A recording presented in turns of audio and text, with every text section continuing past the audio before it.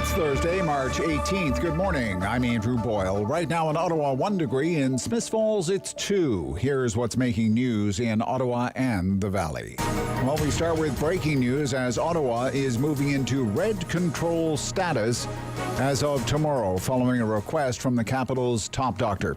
City News reporter Alex Gouge joins us with what it means, along with reaction from the mayor. Ottawa will move from Orange Protect to red control at 12:01 a.m. Friday. The decision was made at the request of Medical Officer of Health, Dr. Vera Etches, after she says our case rate has risen almost 25% to 46.8 cases per 100,000 people. The new restrictions require indoor gatherings to be capped at 5 or 25 outside, while establishments such as movie theaters need to shutter for the time being. With the new restrictions inbound in less than a day, Mayor Jim Watson tells City News he wishes the province gave more notice. We knew it was inching towards the red zone, unfortunately. I would have hoped that we'd be given a little bit more notice, maybe a couple of days, to help the restaurants get through their inventory and so on. Watson adds, hopefully this is the last time Ottawa has to move into the red zone. For all the details on the new restrictions, head over to ottawa.citynews.ca. Alex Gouge, City News. You can hear the full interview from Mayor Jim Watson on the Rob Snow Show with guest host Sam Laprade coming up this morning at 9:30. City News time 9:01, and now your forecast with meteorologist Jill Taylor. We'll get into some clearing as we work through the day. Gusty north 4 degrees. Tonight, a few clouds. The wind will become light, but we'll still have a wind chill overnight, -18. Tomorrow, sunny, cool, the high near +1. For today, the high 4. And right now in Ottawa, 1 degree. In Smiths Falls, it's 2. It is Transit Appreciation Day, and Councillor Rolson King suggesting using the hashtag #ThanksTransit. King says staff keep the city moving every day, adding today and every day. We do appreciate them. We'll have more on transit in the city coming up on the Rob Snow Show with Sam Laprade this morning just after 11 o'clock. Now, among the topics, a suggestion from Carol Ann Meehan weeks ago that has certainly taken off: on-demand busing.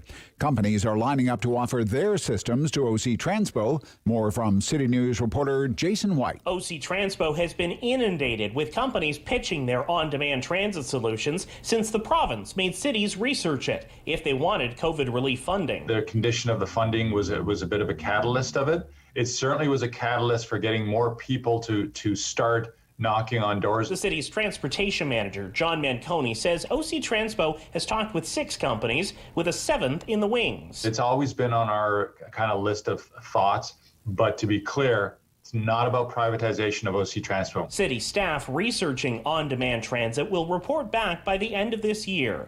OC Transpo's other priorities for 2021 include electric buses, improvements to O-train stations, and construction of light rail Phase 2. Jason White, City News. City News time 9:03. A white suspect has been charged with killing 8 at 3 Atlanta area massage parlors in an attack that sent terror through the Asian American community. 8 people died in the shooting, 6 of them Asian women. Reporter Steve Osunsami has more. Georgia investigators say that 21-year-old Robert Aaron Long, a white man who they've now charged, is guilty of the deadliest mass murder since 2019. Officers say they were able to track him down thanks to his parents, who saw surveillance pictures and told police that this was him. Police were then able to track his cell phone and caught up with him south of Atlanta. They believe if they hadn't stopped him, he would have continued driving to Florida, gunning down more victims. Now, Cherokee County Sheriff's Captain Jay Baker has drawn criticism for saying Long had, quote, a really bad day. Baker also facing scrutiny for a since-deleted Facebook page appearing to belong to him that promoted a T-shirt with racist language about China and the coronavirus last year. I'm Andrew Boyle. For News Anytime, follow up online at ottawa.citynews.ca.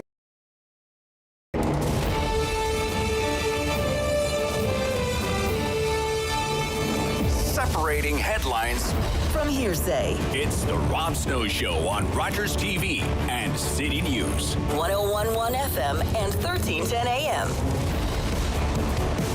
Thank you so much for being with us here on Thursday, March 18th. I'm Sam Laprade filling in for Rob Snow. We certainly have a jam-packed show for you today. A little bit later, we're going to be speaking with Mayor Jim Watson. We're going to speak to him about the red zone, of course. The news that we received today about heading back into that red zone. We're also going to speak to him about transit and about his longest-serving mayor title here in the city of Ottawa. We're also going to speak with Councillors Meehan and Allan Hubley about transit. But first up, we're going to speak with Leslie Scott. How are you, Leslie? I'm good. How are you, Sam? I'm great. Of course, Leslie's the manager of communications for the Distress Centre of Ottawa. Leslie, I have to tell you, I've thought about you probably 1,000 times in the last year about how challenging it would be for the Distress Centre not only to keep up with the demand and make sure you've got all those great volunteers, but about all of you as well, because I'm sure it's been challenging. Yeah, it's definitely been different for us. I mean, we've got volunteers who haven't even set foot inside the Distress Centre yet because we went fully remote this time last year for the first time ever. So it's different. We've never met them face-to-face before. They've never seen the inside of the centre. Very strange for sure. Let's talk about the red zone. As I was mentioning, I'm having a conversation with Mayor Watson after 9:30 about going into that new red zone, and nobody wants to go back, of course. No. The mental health of people in this city has certainly been top of mind for most people. Let's talk about what it does when we head back into the red zone. Do your numbers increase, Leslie? It's hard to say because our call volume is increased year over year right now. I mean, last year we answered over 60,000 calls, which is the most we've ever answered.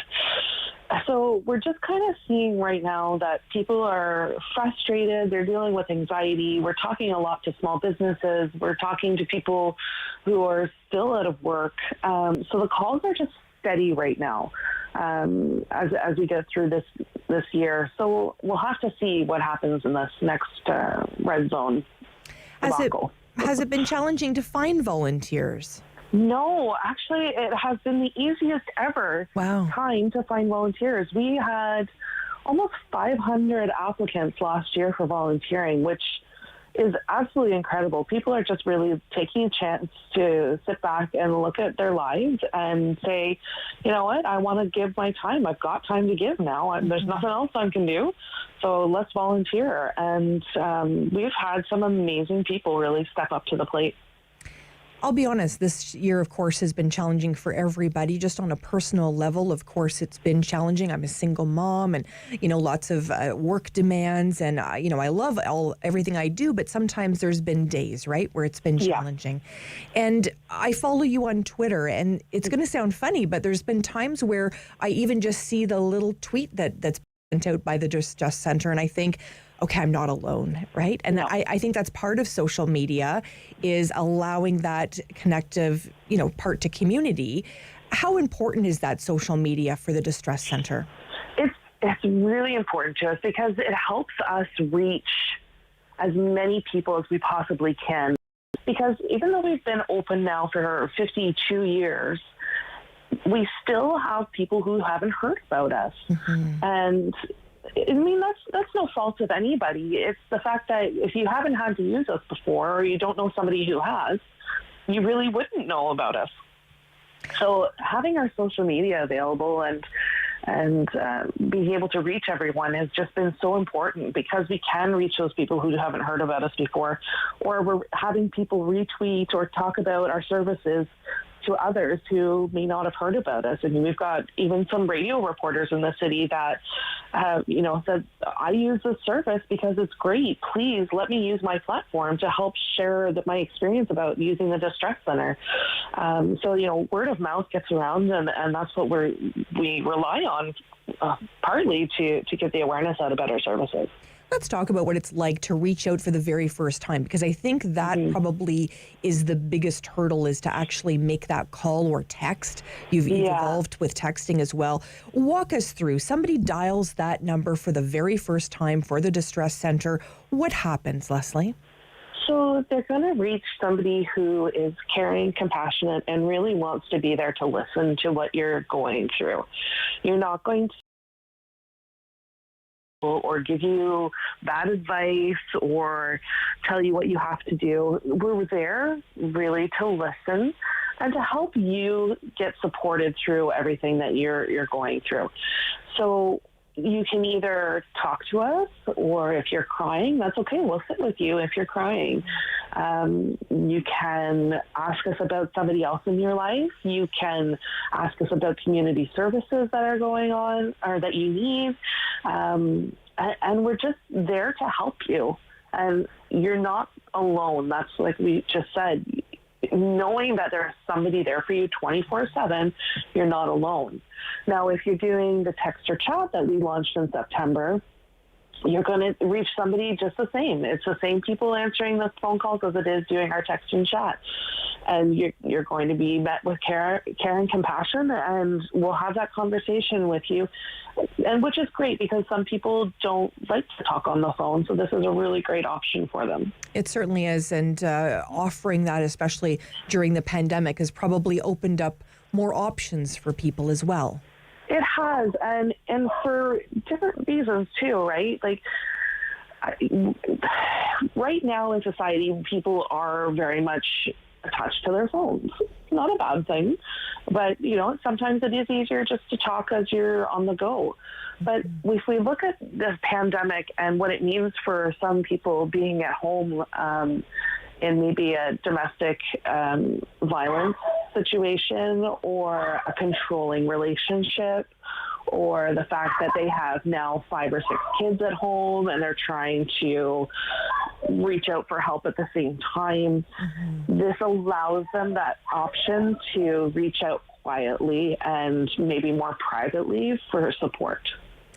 And let's talk about the fundraising side of this. As you know, Leslie, that's a big part of the work that I do when I'm not having the honor and pleasure of being with you on talk radio. Fundraising's been challenging. How have you been able to fundraise during the pandemic? We are really relying on the general community to donate to our services. Our chocolate affair got canceled last November. Our Mindful Ink that we do in February is canceled because we just can't have that many people in a tattoo shop at once. We could participate in the Ottawa race weekend with fundraising. So it's been rough. It's been rough. We did do a GoFundMe campaign last year, which reached about a third of our goal. But we're looking at this year and going, what do we do? How do we host events? How do we bring in the money right now? So we're really right now relying on the community to look and say, you know what, I do need to help the distress center and make sure that they can keep their services open. So I'm going to make a donation. And every single donation that comes through to us means the world to us because of what's happening in the world right now. So important, of course, for our mental health. It's really important as well just for small business owners to have an outlet. Many of them don't have those benefits. You sound like you're at my house because I have 2 puppies as well. It's all good. It's all good. It's called pandemic radio, my friend. Yeah, exactly. Let's say that small business owners may not have that benefit, those benefits that the government employees would have, or somebody with a bigger benefit package. Are you sort of filling that gap as well? We are, and again, it's hard to do what we do without the funding. So we really need to concentrate on that for the next little while. Mm-hmm. What are the most asked questions, or what are the most important topics that people are coming to you with? It's, again, a lot of anxiety. I think this is the most anxiety and uncertainty we've seen in the past years.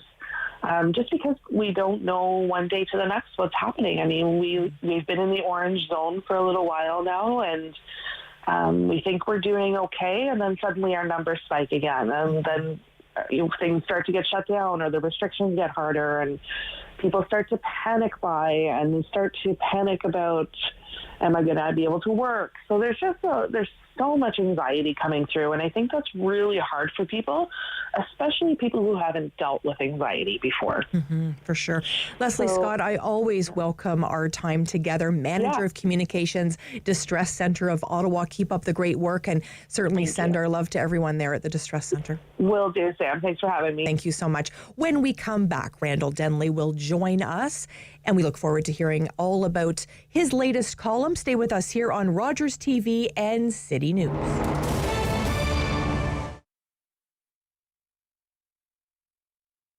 Opening a business especially in a pandemic, in that kind of situation, is very challenging. First, people don't know me, people don't know my product. To build a new clientele, to build a trust for them, to show them that I care about it. I do love my food.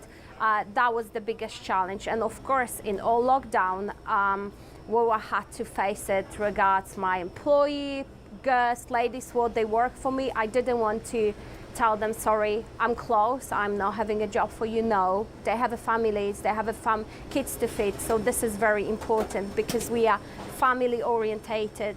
And we decided to open. We, of course, essential business. So been very tough, very, very tough, as we didn't see people on the road. Market was completely quiet, but we knew it that we have to wait, and we knew it that we're gonna be fine. In this town, we built online shop, Vedel Online, and we did Uber Eats, which one is picking up and is very, very popular. We have a really good feedback. So this is the song for my heart. And and we try to expand. I'm thinking about opening another location. So I want to make Vedel famous. I want to make the Vedel place to be for all the families with kids. Try the traditional food, what their grandparents cooked in the countries when they're from, or even Canadian people. They're more than welcome to come and try our famous pierogis. I try to be passionate about my food, organic food made with love, with all homemade, organic. So you can find food from Polish, German, Ukrainian, Romanian, French, Armenian, so all kind of different types of food. Homemade lunches, we focus on the homemade lunches, grandma style. I keep always saying, like in my Genia Babcia house, how she cooked, I wanted this love and this food over here because I believe that will bring all people around me. And all the organic cold cuts, lovely selection of sausages, cheeses, European cheeses, great selections of mustards, French cookies. All what you need from Europe you can find here at the Vedel Touch of Europe. If you think good way, that's it. You have to, I had the option to cry in the corner and say, oh, pandemic is coming. No, you need to stand up and fight for it and have your eyes open, think outside of the box, and Strong voice. Strong opinions. The Rob Snow Show returns on Rogers TV and City News. 101.1 FM and 1310 AM. Thank you so much for joining us. Rob Snow is off today. I'm Sam Laprade filling in. Are you, Randall? I'm good, Sam. It's great to speak with you. Of course, author and Ottawa Citizen columnist. Randall, let's talk about housing. I know your column had talked about affordable housing. Where do you stand on this subject? Yeah, my column this week's about one piece of a much bigger picture. I think, housing affordability is something that goes beyond government housing and well into the housing market. But the thing I'm looking at specifically that I find strange and frustrating is that the city has a program to help families who become homeless, and they want to get them shelter space. Demand for that has gone up markedly over the last several years. So now typically there's about 350 families at any given time who are looking for some kind of shelter. Their families broken up, whatever's happened to them. So the solution for the last several years has been to say, okay, we're going to rent motel rooms. We'll stick them in motel rooms, which are typically, a room, no kitchen. We'll jam all these people in here. There it is. Now, if that's something you had to do for a week, maybe that would be okay. But typically, families are stuck in these motel rooms for months. And the city's paying about $3,000 a month to keep them in the motel rooms. So you think, okay, bad solution, or bad problem. What is the solution? And there's been a solution on offer since at least 2019, And Councillor Matt Fleury has pushed forward. The Auditor General's pointed out the problem with what the city does. And the time is right now to move ahead and do something a little out of the city zone and say, look, there's a lot of vacancy in the private apartments right now. Now is the time for the city to lease those apartments and then make those apartments available to these families. And that would typically cost about $1,850 a month. So you can put a family in a 3-bedroom apartment, much more appropriate, until they get sorted out into permanent housing. It's cheaper. It's better. So you would think, well, so that's what they're going to do, right? They should be doing it now, in fact, because we've been talking about it for years. No, they're not doing it. What they are doing is they put it on the work plan. So staff are going to look at it. In about a year or so, they're going to come back with a report. Well, how all this might work, of course, it's enormously complicated to rent these apartments, I'm sure. So there's a moment right now when this could work because of the apartment vacancy rate, which is the highest in 16 years. So rather than seize that moment, the staff are shuffling this thing off into the future when, who knows what the vacancy rate or the cost will be. And Sam, the subtext here, I think, is that city housing staff have vigorously defended this motel program. Why, I don't know. I guess because it was their idea.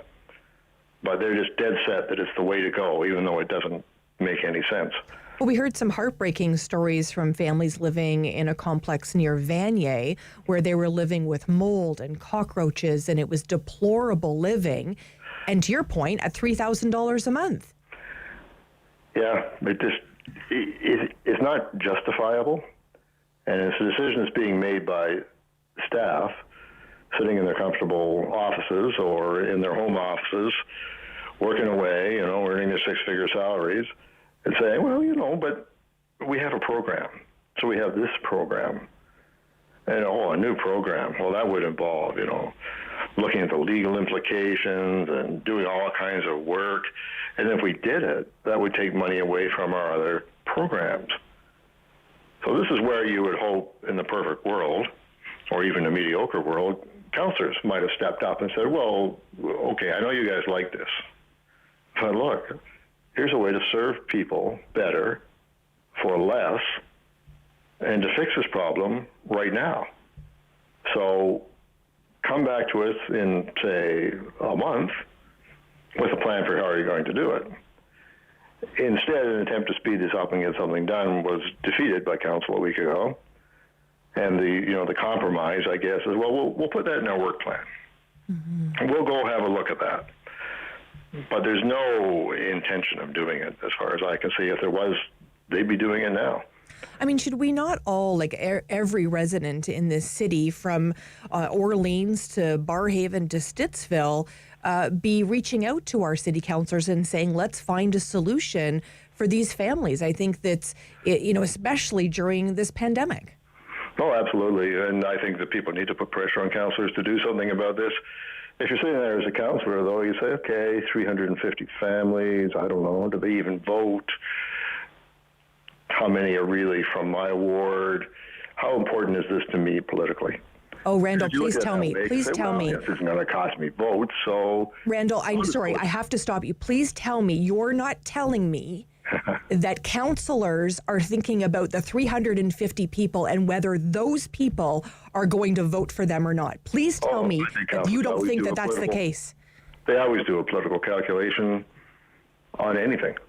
And in fact, their calculations even are very great because, Sam, I've been writing over the last 3 weeks about another element of housing of the city's changing official plan, which it talks about massive intensification in all the inner parts of the city, inside the Greenbelt. So if you sell your little bungalow in Alta Vista, it can only be replaced with a new one of the same size or a 4-story apartment building. That's how desperate they are to cram people in, and people are incensed about that. Mm-hmm. Still, councillors are blowing them off. Yeah, well, that's what you think. But our staff say it's going to be great. I think we're seeing a situation now at City Hall where staff and the mayor are the ones who are calling the shots and everything. Council's just there to say yes, the majority. I mean, the minority of council, they get these things, they vote in a way that I think is constructive, but the majority will go along with the mayor on this. And we see it again this week. Caroline Meehan is saying, well, what about this microtransit thing? You know, maybe that could be good, which is basically typically some kind of smaller buses run by potentially somebody not OC Transpo to connect people up to main transit stations. And the city has to look at it because the provincial government said, look, here's a pot of money for transit, but we want you to consider this more flexible means of transit. And John Manconi is quoted in the Citizen today. He said that transportation manager in charge of OC Transpo, well, he said we had to look at it. It didn't mean we had to do it. And that, to me, it just epitomizes what's wrong with city staff right now. There's a lot of people who've been there for a long time, and some of them are very dug into their positions. We do it this way because this is the way that we do it. And when a new idea comes along that might be better, might be cheaper, might serve the public in some new way, we're against that. It's not what we do. It's just it's a very frustrating kind of closed situation down there where the people who are running things, who work for us ultimately, should always come into work every day and say, is there a way for us to serve the public better? That would be a good thing. Mm-hmm. Now, listen, I have a lot of respect for City Council. I have a lot of respect for the mayor.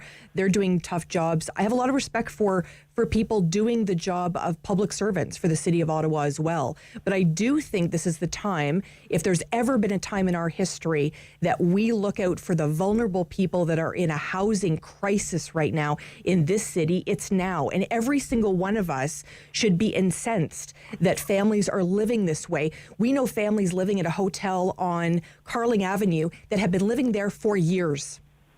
A mother, 3 children, living in a two-bed hotel, having her meals come in and having to homeschool those children. This is wrong, and we need to do something about it today. No, absolutely right. And to me, you sound the test on all these things. Someone might ask your family or your brother's family, would you be satisfied with this service? And I think the answer would be no across the board, because people would think it's outrageous. But somehow when it's these, sort of nameless, faceless, homeless families, well, like, we're doing something for them. Come on, we're spending $3,000 a month. What do they want? Too many things are measured in how much we spend, and too few are measured in, well, what was the result? Mm-hmm. I mean, obviously, these families would be better off in a rental apartment than they would be in a motel room. For sure.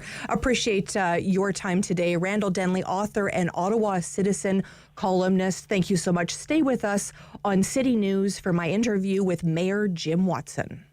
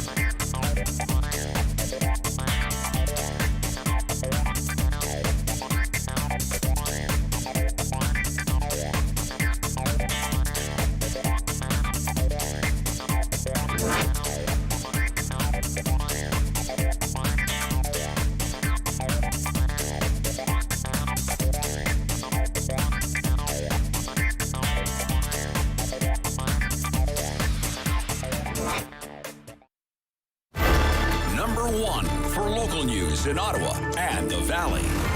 This is City News, now on 101.1 FM and 1310 AM.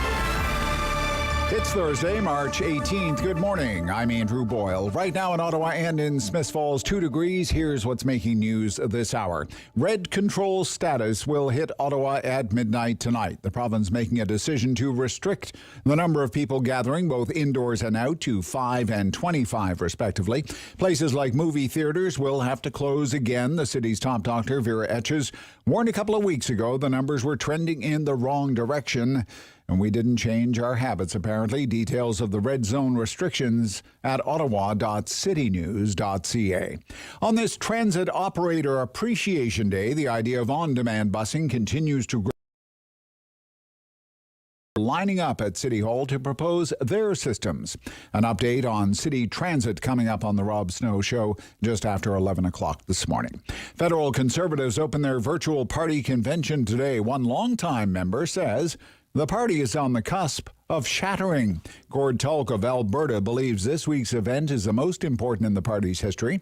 Social Conservatives butting up against moderates, and with the Western base agitating for more inclusion, he says the party he fears is headed for a major split. City News Time, 9:31. I'm Andrew Boyle. For News Anytime, follow up online at ottawa.citynews.ca. The world is changing. So keep up with Rob. The Rob Snow Show returns on Rogers TV and City News, 101.1 FM and 1310 AM. Thank you so much for joining us. I'm filling in for Rob Snow. I'm Sam Laprade. A little bit earlier this morning, I had an opportunity to have a really in-depth conversation with Mayor Watson. We're going to go to that interview now. Thank you so much for joining us, Mayor Watson. My pleasure. Thanks for having me on the show, Samantha. It has certainly been an incredible year when we think about COVID-19 and everything that this city and obviously globally we've gone through. Heading back into the red zone, Mayor Watson, what were your first initial thoughts? Well, you know, we knew it was inching towards the red zone, unfortunately. I would have hoped that we'd be given a little bit more notice, maybe a couple of days to help the restaurants get through their inventory and so on. But at the end of the day, the province makes these decisions, and we have to abide by them. And hopefully this will be the last time we're in the red zone and that we follow the public health guidelines so that we can help these restaurants and small businesses and gyms that have had a roller coaster ride really for the last year. It really must be so challenging to be in your position. You're normally out and about so much in the community, and you have a real personal connection with so many people that are running our restaurants and all of our small business owners. How challenging has it been to see them suffer so much? Well, it's been really tough because, you know, these are all small, mostly family-operated businesses. They're not the chains. They don't have the financial backing of a chain restaurant, for instance, to keep the doors open or closed, as the case may be. And also, you know, it's an impact on their employees as well because, you know, a lot of people have lost their jobs. We're fortunate in Ottawa.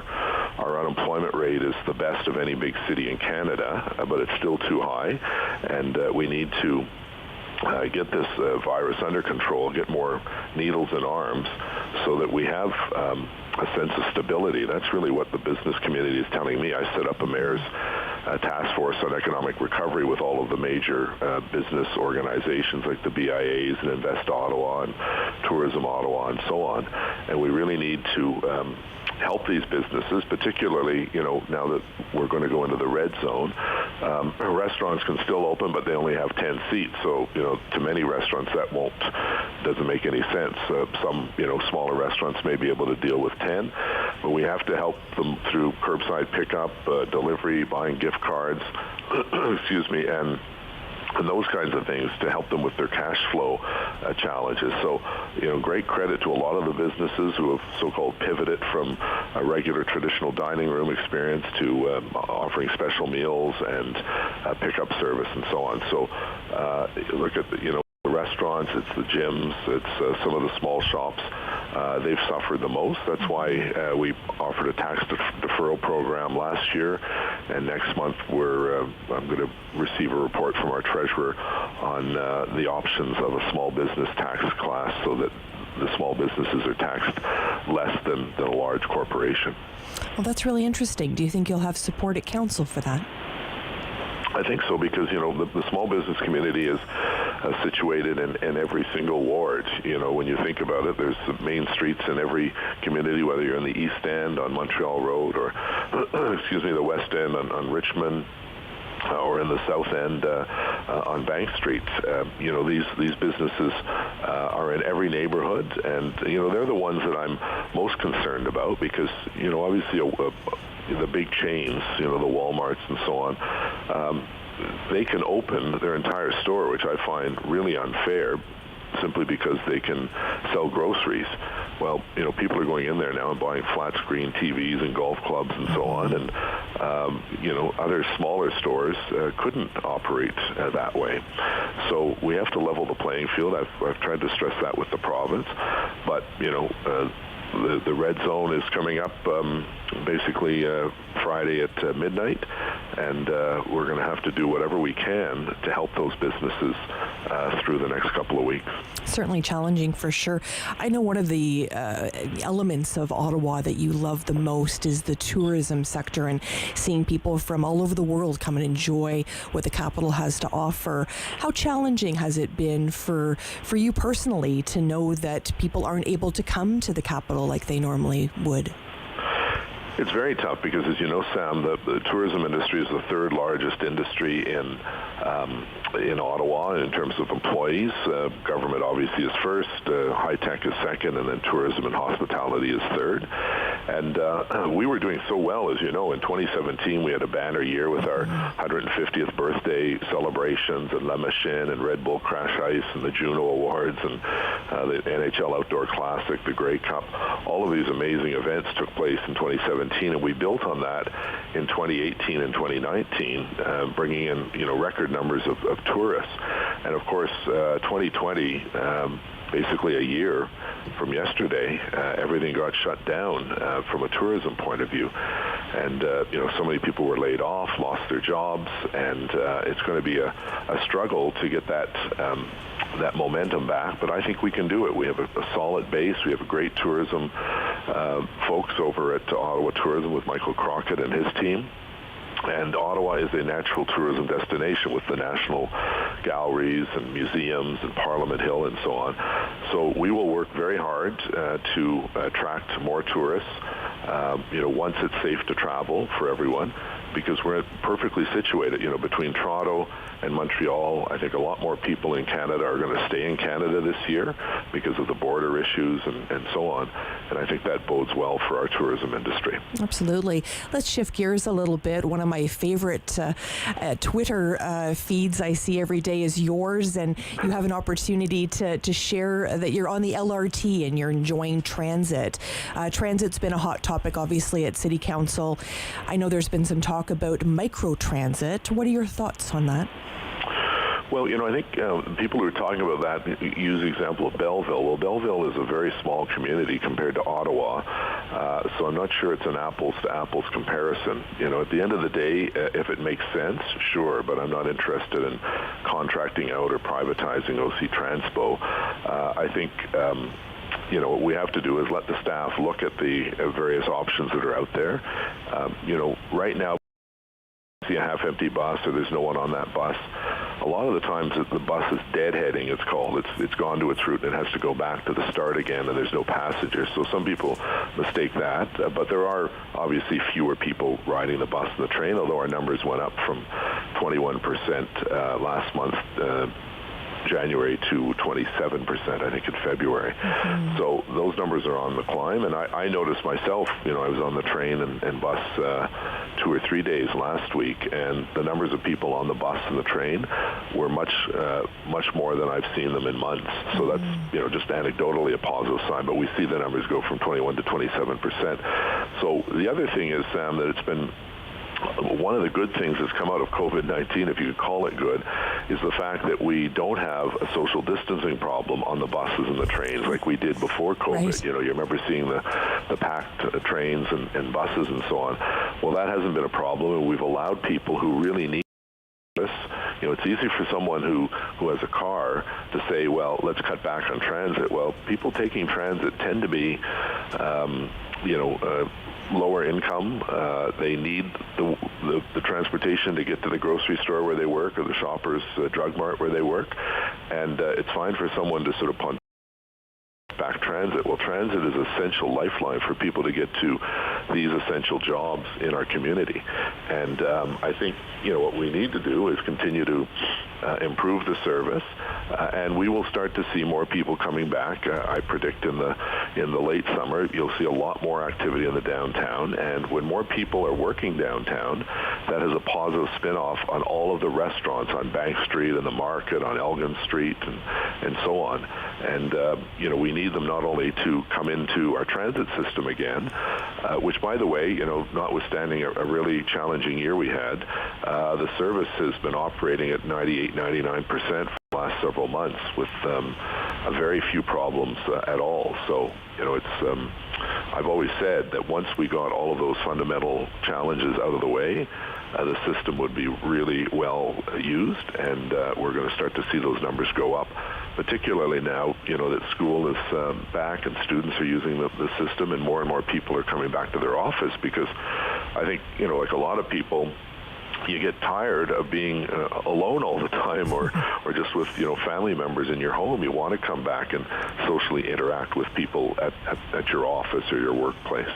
It certainly has been very challenging, and this year has been one of those years where I think about the leaders in our community, yourself and all of council, and of course our MPs and MPPs, and know that this has obviously been very challenging on all of you as well. You're the longest serving mayor, and that's a really exciting milestone. I'd like to continue our conversation. Would you stay with me, Mayor Watson? Sure, I'd be delighted. Thanks, Sam. We'll be back on City News with Mayor Watson. Stay with us.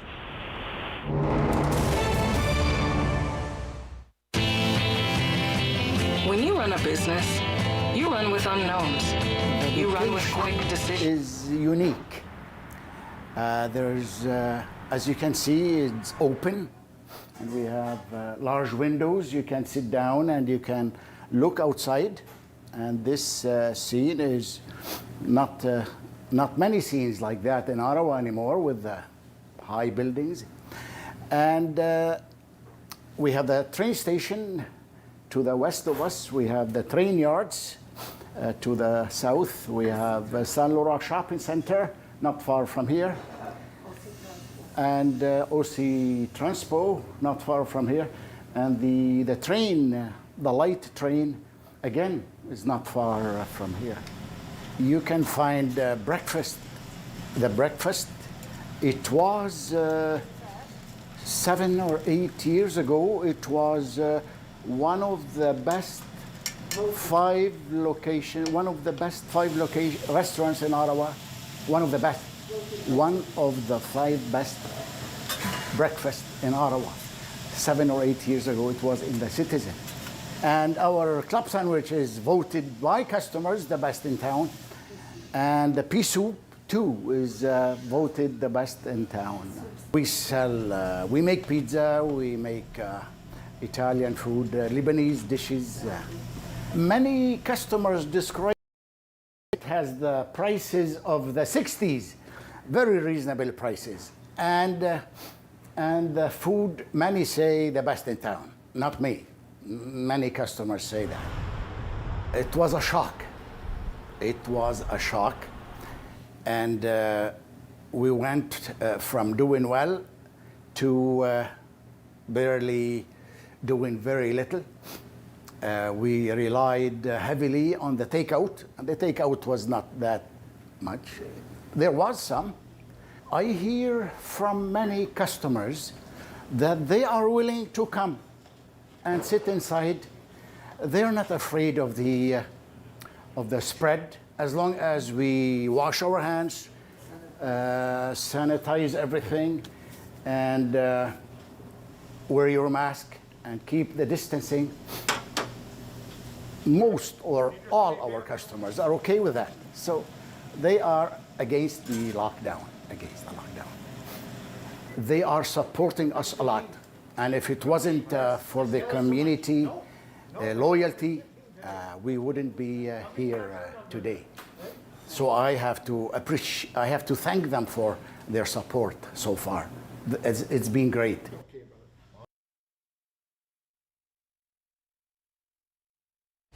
The Rob Snow Show returns on Rogers TV and City News 101.1 FM and 1310 AM.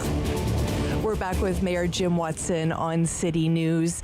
Mayor Watson, this is an incredible milestone for you, the longest serving mayor of Ottawa. When you started in politics, could you have ever imagined creating this kind of legacy for yourself? No, I didn't.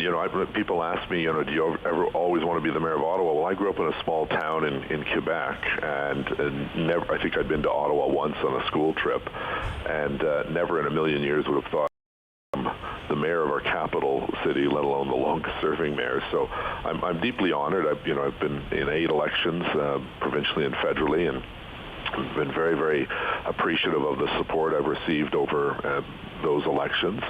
And, I just love working in the city of Ottawa, working for the residents. It's a great city to represent. And it has that special cachet of being both a city in the traditional sense, but also the capital of our country.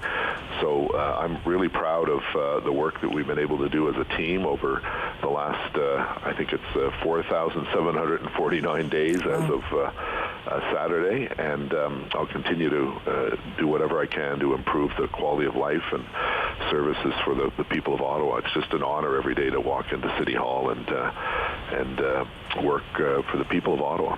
Throughout your career, you've had the opportunity to meet many incredible people, global icons, if you will. Is there one or two meetings that really stand out for you as ones that you really appreciate?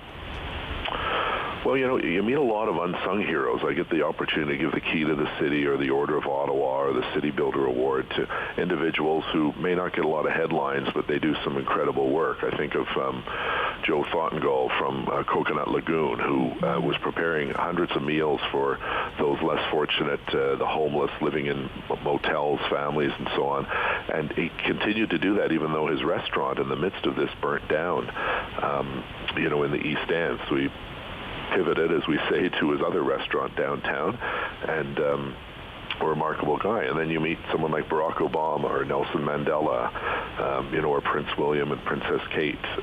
These are people that you would normally not come across in most other jobs, and it's a real honor to represent our city when these people come to visit our city. Do you have any regrets, Mayor Watson? No, I've never been one for regrets, to be honest, Sam. I think, looking in the rearview mirror doesn't help you move forward. I look at the projects that we were able to start. I got into office. I served in the old city of Ottawa and then started in the new city in 2010, and there were so many issues and projects that had been stuck in the mud for years and years, in some cases decades. I think of, LRT, Lansdowne Park, building a new convention center, a new art gallery, a new innovation center, a new central library. And I'm proud of the fact that working collaboratively with other levels, that we're able to take these projects one by one and launch them and stop talking about them and actually start building them. Mm-hmm. So when you think of, LRT, we debated what to do with LRT for decades. The same with Lansdowne Park. We always needed an innovation center, but, nothing seemed to happen on that front. Community centers that were desperately needed in fast-growing areas like the Richcraft Center in Kanata, the Francois Dupuis Center in Orleans, and the Minto Center in Barhaven. All of these, add to the quality of life in our community.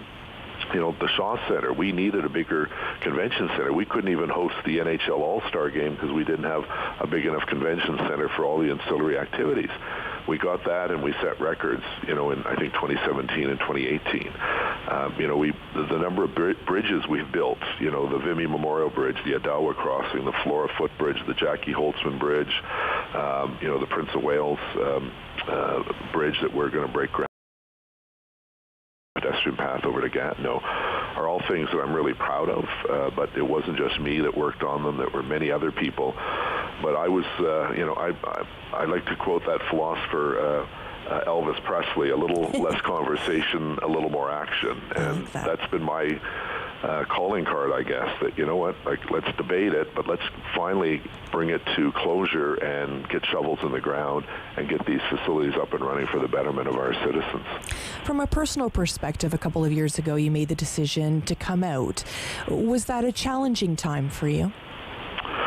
No, I'd been thinking about it for some time, and there were a couple incidents over the years. One where someone came up to me and said, are you going to go in the Pride Parade? You shouldn't. And I said, well, and he said, I won't vote for you. And I said, I didn't want his vote if he's going to act that way. I wish I'd come out earlier, but as I said before, you can't change the past, but I've been very, very positively, I've received so many positive comments. You get some wingnuts that are homophobic and so on, but 95% of the comments have been very positive and supportive, and I've, been very touched by people who've written to me and said, your coming out story that you wrote about in The Citizen has helped me come out, both younger people and older people. So, I'm not an expert on these things, but I thought it was important to finally feel comfortable in my own person.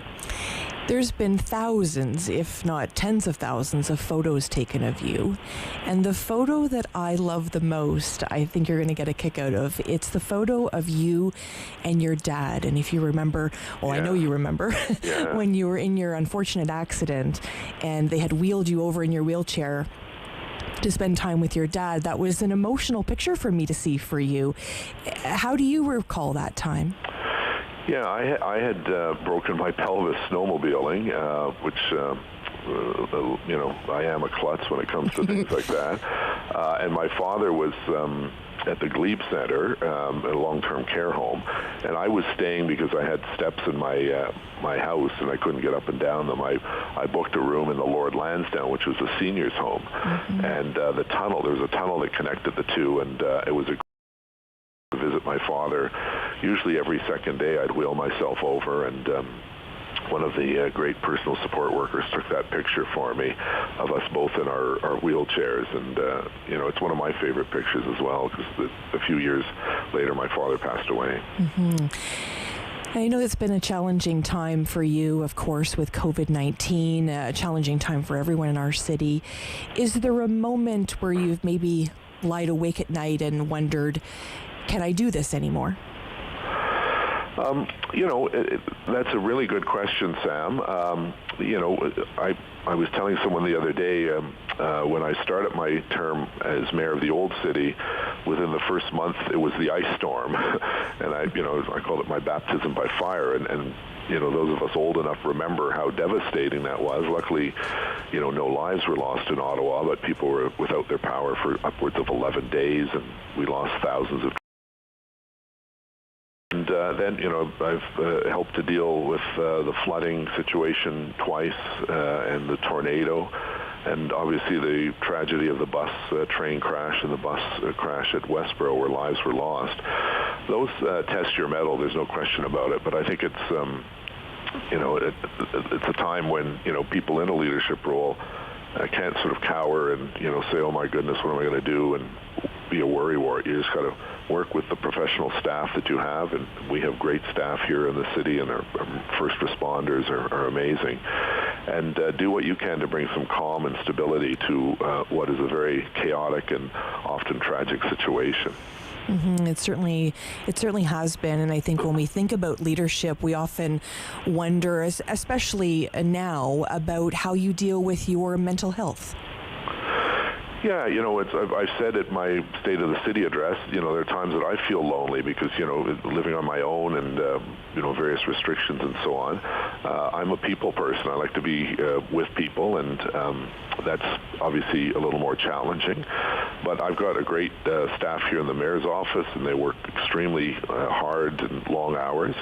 And, I'm proud of the fact that I think I'm probably a better mayor now than I was the first time because, I've gone off and done other things, and I think that helps round you out as an individual. If you're in the same job for basically 30 years, doing the same thing all the time, you lose a little bit of that spark and that enthusiasm, and you don't learn other systems and other ways of doing things. So, I served 2 terms as a city councillor and 1 term in the old city of Ottawa, and then I went on to head up a Crown Corporation, the Canadian Tourism Commission, and then I went into journalism very briefly with CTV and The Citizen, and then got into provincial politics, and I headed up 3 different ministries and then came back as mayor.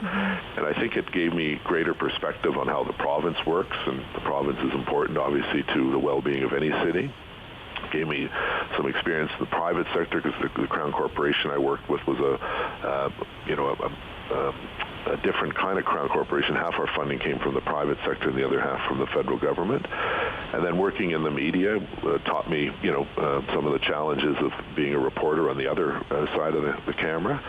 And then coming back, as an MPP and then mayor, I think it helped round me out and make me a little probably more effective in terms of dealing with other levels of government, for instance.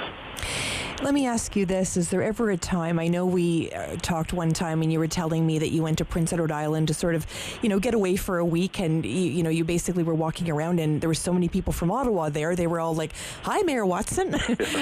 Do you ever just want to go to a grocery store and not be seen? Do you ever want to put on big glasses and a funny hat and nobody know who you are? Not really. I was at the Carlingwood Mall the other day. That's sort of my go-to spot for groceries and so on, because I live near Carlingwood. And I was just sitting down having a tea and reading the newspaper, and in the span of 20 minutes there, 5 or 6 people came by and stopped to talk and chat and ask me some questions. And I've always liked that, because I don't want to go around with an entourage or, feel that people are not comfortable coming up and talking to me. I find that an important attribute to be as a politician. If you're sort of cloistered away all the time and you don't want to be bothered, you're probably in the wrong business, because at the end of the day, politics is about helping people. And I have a sign in my office that says, "How many people have we helped today?" And it really is an indication that, in government, it can be frustrating. People don't like the red tape. But often, it's the first call someone will call and get your help because they have no idea where to turn to. Or it's their last resort call and they say, "I've tried everywhere else, I've run up against a brick wall, can you help me out?" And that's what I like about municipal government over provincial or federal. A problem can come in your office in the morning, and you can usually have it solved in the afternoon. And that's why I'm proud of the role as a builder, of getting things done for our city that will last generations. The new Central Library will be spectacular at LeBreton. The Ottawa Art Gallery has set records. It was featured in the New York Times. Lansdowne, notwithstanding, obviously the commercial side has had a rough time, like every commercial sector in the world. It's a vast improvement with green space and professionals and apple orchards and skating courts and skateboard parks and so on. It's become a real people place. And before, if you recall, it was just acre and acre of old cruddy parking and asphalt and buildings that had to be torn down. For sure. So, there's always critics, and people say, "Well, I don't like this, I don't like that." That's fine. Bring forward an alternative. But I think if you look back over the last decade, we've really got a lot of projects done, opened, and before COVID and after COVID, they'll do very well.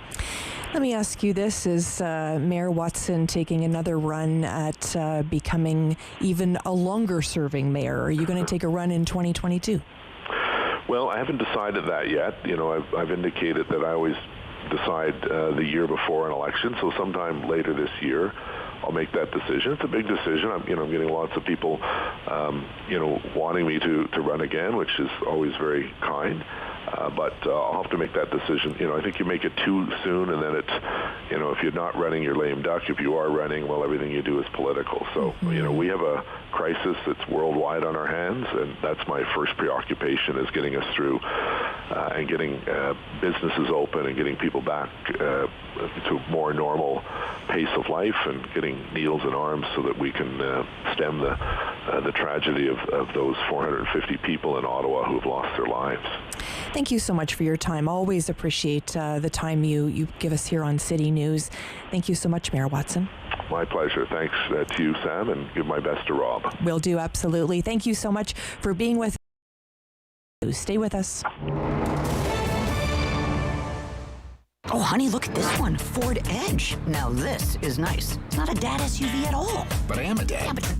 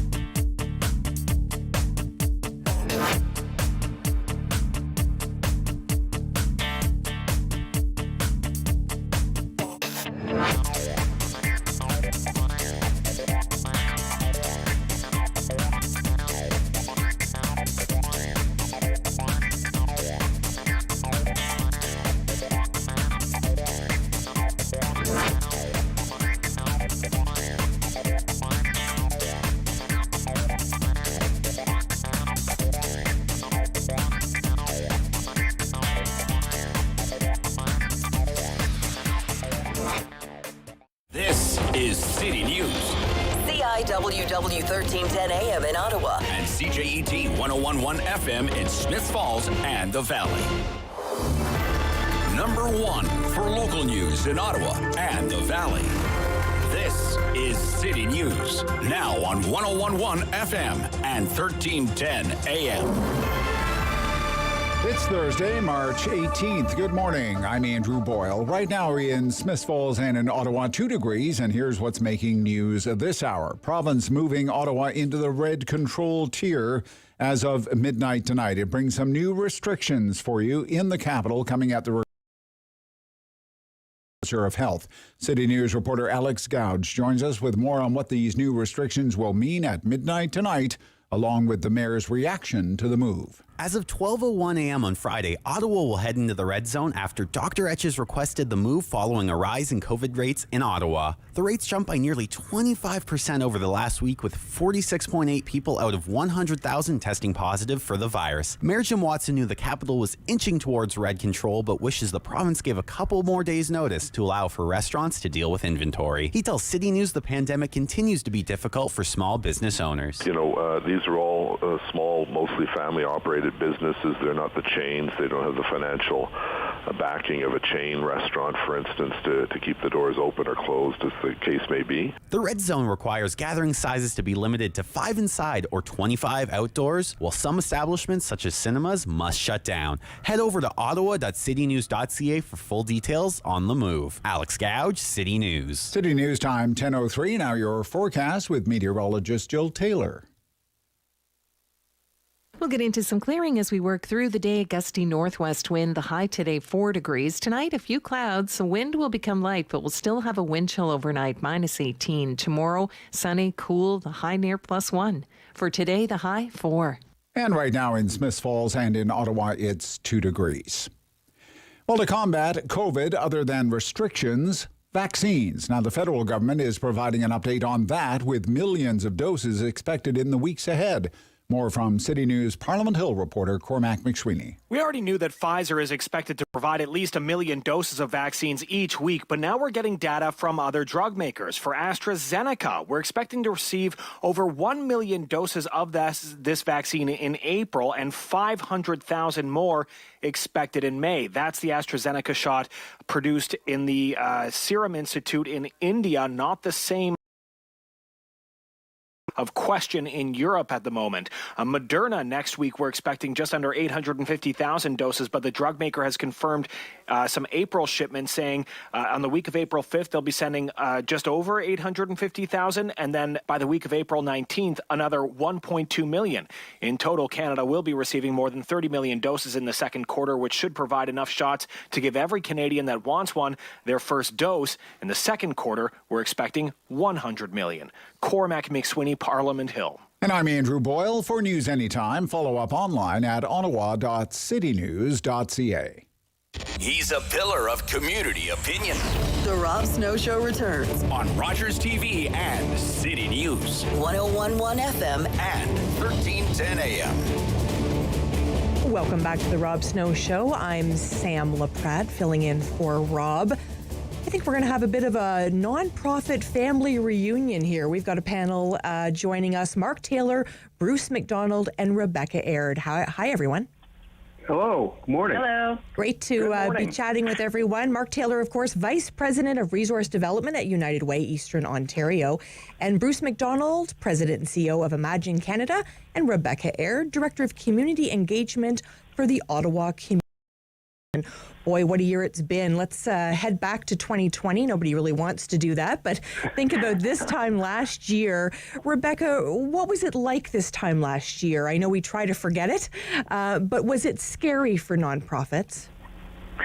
Yeah, I think it was of course scary for everybody. As we all know, nobody really knew the depth of the crisis that we were facing and how long it would last. So it was all hands on deck really quickly. Our donors certainly mobilized. At the Ottawa Community Foundation, we were able to start getting resources out the door really within a couple of weeks of the pandemic being announced. And organizations just did an absolutely incredible job addressing the additional stresses on the system and on their clients that arose very quickly during that period. So yeah, it was a crazy ride for absolutely everybody, I'm sure, and for the sector, working extremely hard to try to keep up with new demand, with new ways of operating, with new opportunities as well. I mean, I think that's something that we really need to recognize and elevate as we begin to come out and think about building back better and thoughtful recovery, et cetera. I agree, absolutely.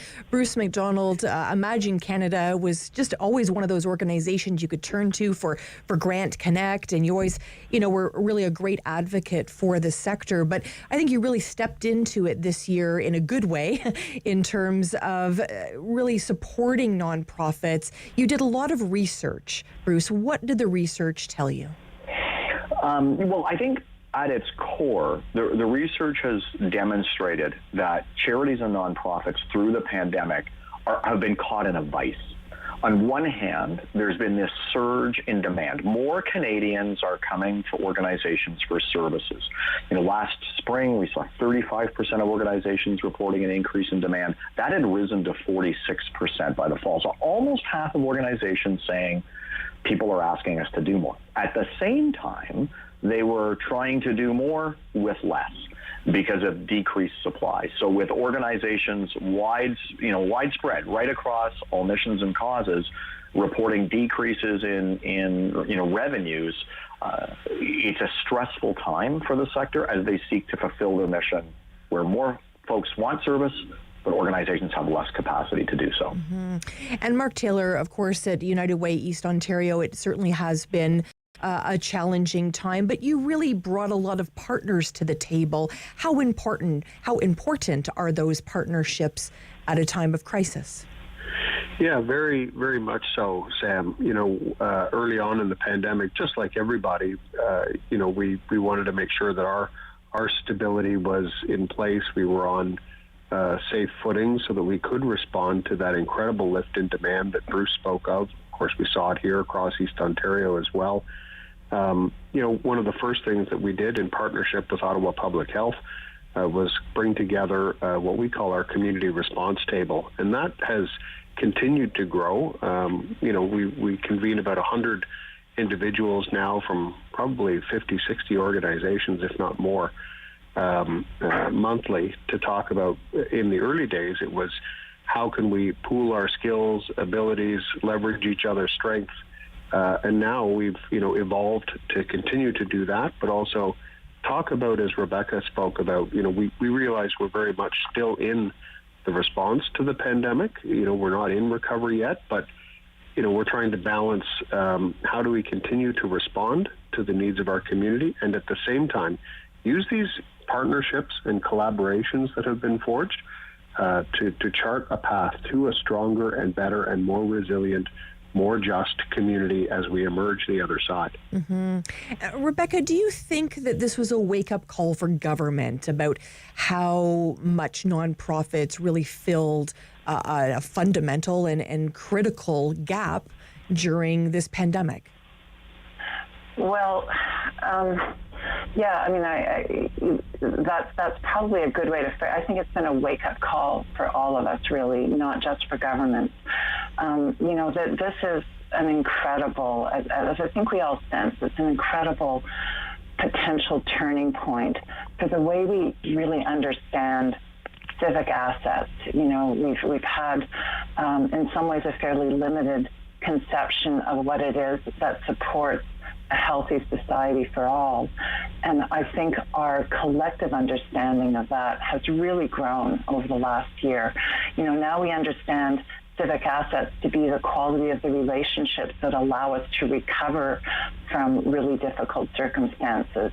We understand it to be the health and the mental health of the residents of our society. We understand it possibly to include some of the natural assets that protect us from flooding, et cetera. I mean, all of these ideas are really beginning to become more relevant and apparent to people. So there's tremendous opportunity there. I mean, governments have invested very substantially in enabling organizations to deal with the huge wave of demand that has arisen because of COVID. But at the same time, we all know that is not going to continue. There, in fact, will very likely be retrenchment on government support going forward because there will be fiscal concerns about the level of debt that we are currently in. So we need to think really smart collectively about how we attract capital to the kind of civic assets that we all need to have a healthy society. So it's not just about the charitable sector, it's not just about government. I mean, that idea that we are all in this together. The private sector has really, of course, suffered a lot too, and in some ways has benefited by some of the activities and the spending that has happened in the not-for-profit sector. So, I mean, my hope is that we're going to start to see a little bit more of that cross-sectoral creativity that we really need, for health of people and cities and societies going forward. Government has seen it. I mean, Imagine Canada's done fantastic work, and we've been involved in it as well as have other foundations and charities in really trying to encourage the government to understand the importance of the sector economically, as well as with respect to the kinds of services that it delivers. And I'm sure that that we can have more discussions about that, given who's at the table on this conversation right now. For sure. Bruce, I remember when the pandemic first hit, and there was a quote that I heard that said, maybe we will realize that we don't live in an economy, we live in a community. Do we feel that we've moved the needle on that at all? I think we have, in part because I think more and more Canadians have come to intentionally understand the connection between the economy, the health and well-being of their community, and the need for a vibrant sector that provides services, whether it's delivered through a charity, a nonprofit, maybe an unincorporated body at this point, or a social enterprise. I think there are families who never thought that they would be standing in line at food banks and have now come to realize the importance of those services, or if they've had family members who have been experiencing mental health distress, realizing that it's charities and nonprofits, the social sector that provides those services, or even at an economic level, it'll be difficult to return to our place of work if the charitable and not-for-profit daycare providers have not been able to withstand the pandemic.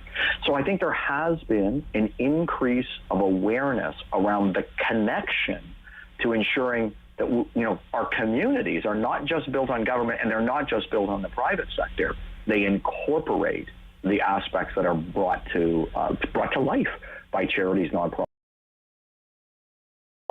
Really interesting. We're going to come back with our nonprofit panel. Mark Taylor, Bruce MacDonald, Rebecca Aird. Stay with us here on City News.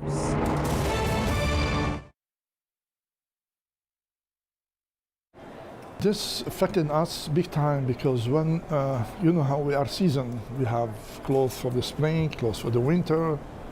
At that time, lots of clothes didn't arrive on time from Europe or from here because some factory shut down. So, and this put us in an odd position. We received not all the merchandise, part of the merchandise, and the people. And for us, we have to be careful, especially with the virus going on. Did affect the business, of course, like everybody else. We're not immune, and since the government helped, this did a little bit good for us too, but still affected all the sectors, especially clothing. You can see big corporation affected bad because nobody was thought it's gonna be like this. Earthquake might happen. We joke about it before. Think it might happen, but this was like a third war, but with a virus. So how to survive? That's the question, and we're doing our best to work with the mall, especially rent in a mall is very high. The government, they have certain, let's say, condition, like how many people will be in the mall or in the stores, etc. Yeah, it's a big factor, but of course, if my store has a back doors, or just will be better, it will be much better. At least we can have curbside much easy, because we have to shut down completely, and this left a mark on us, on everybody too. People always ask me, go online. Certain things you can't go online, let's say t-shirt, certain product people don't know how to fit. But when it comes to clothing, it's different completely. Let's say I have a customer comes, you can give him 44, but certain suit he might take 42, certain suit he might take 46. So, and how could, suit is not gonna fit the same. And I see people come back and they show me what they got online and not the same fabric. Mostly young people, but if you really wanna shop, you have to around you want to be sure the color look good, the fit will look good, especially when you spend, doesn't matter how much money, whether 300 or 2,000, You have to try, you have to see what's going on. Please don't be shy, contact us. It will be a pleasure for me to take a suit or coat or anything. Like sometimes people have a funeral, they have things, they have a wedding, they don't want to come to the mall. If I get all the information, I will go and meet them at their home or their business offices. I'm gonna start doing that. And this will help the business and help the people, like they're afraid to come to the mall for time being, or they're too busy at work.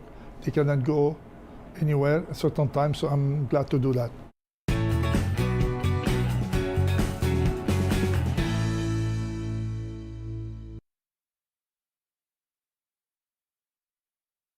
He's the opinionated Ottawa icon. The Rob Snow Show returns on Rogers TV and City News. 101.1 FM and 1310 AM. Welcome back to City News with our discussion with nonprofit leaders. Mark Taylor, Vice President of Resource Development at United Way East Ontario. Bruce MacDonald, President and CEO of Imagine Canada. Rebecca Aird, Director of Community Engagement at the Ottawa Community Foundation. Mark Taylor, let's talk about boards of directors. I think it's a really important conversation to have. Many professional people, community leaders get on the boards of great nonprofits. It's a really big role to play. It's been even bigger in this last year. Have board members stepped up, Mark? Certainly in our case, they have. Our organization is what we characterize as an Impact United Way. So our board members, of course, in addition to discharging their fiduciary duties that all board members have to do, they're really seized with the mission of our organization and ensuring that, we are ahead of the ball as best we can be in terms of where we want to go and, helping people as we emerge from the other side of the pandemic. And in the course of our regular affairs, right? The one thing that our board members really understand fundamentally is that, at least with respect to the pandemic, it has in many ways just pulled back the curtain to expose to people that the vulnerable individuals that we support with our pretty broad body of work on a regular basis are the ones who have been disproportionately impacted by the pandemic, and in ways that perhaps people didn't really realize before that these folks were having to get by.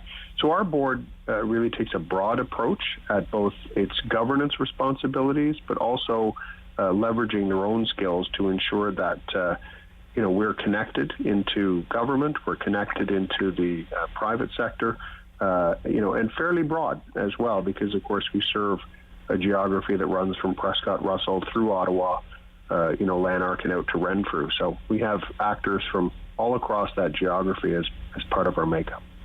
Rebecca, let me ask you this. Let's pretend we're all having this conversation in 2031. How will Ottawa be remembered from a philanthropic perspective through this next decade? I think we will be remembered as being a very, generous community that did step up to support the sector during this time.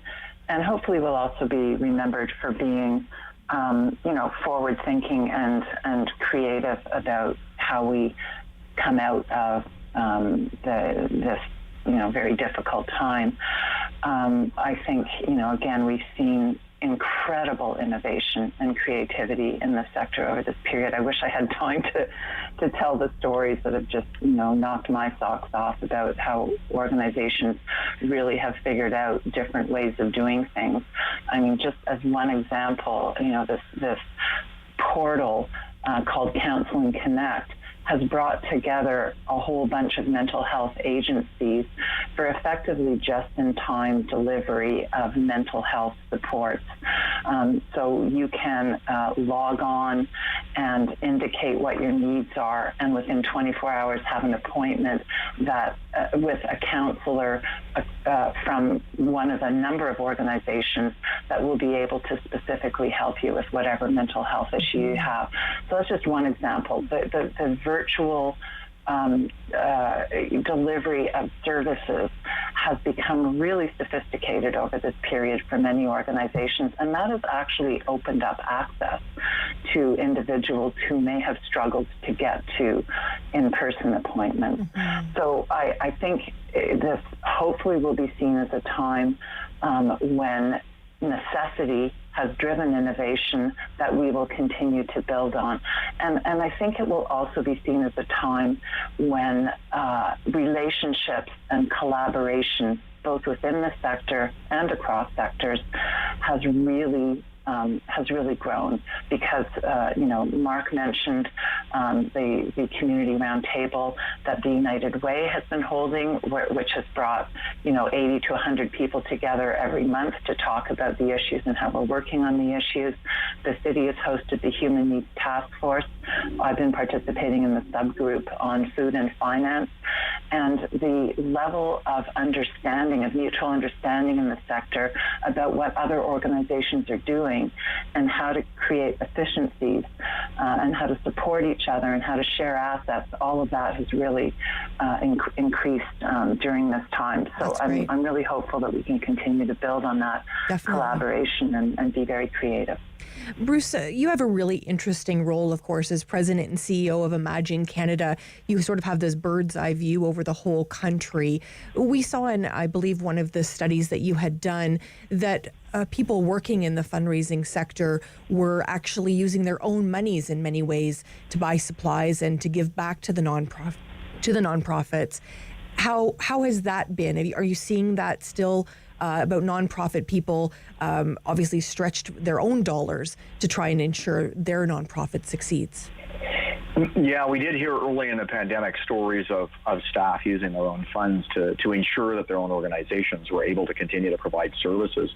I haven't heard as much of that lately, but what we have definitely heard, and it bore out in some polling that we did in the fall, was that over half of the leaders in charities are highlighting the fact that their ability to manage work-life balance for people who are working in this sector has decreased over the course of the pandemic. And I think it goes back to this tension between trying to do more with fewer resources.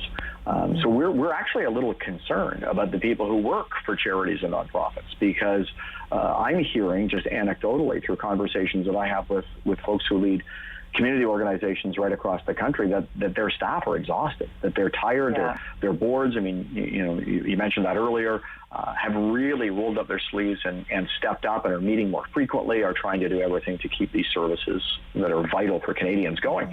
And so it's a challenging time, but hopefully as we move through this emergency phase and into planning for recovery, that will be included in not just the government's viewpoints, but corporation support, individual support to ensure that these organizations continue to function.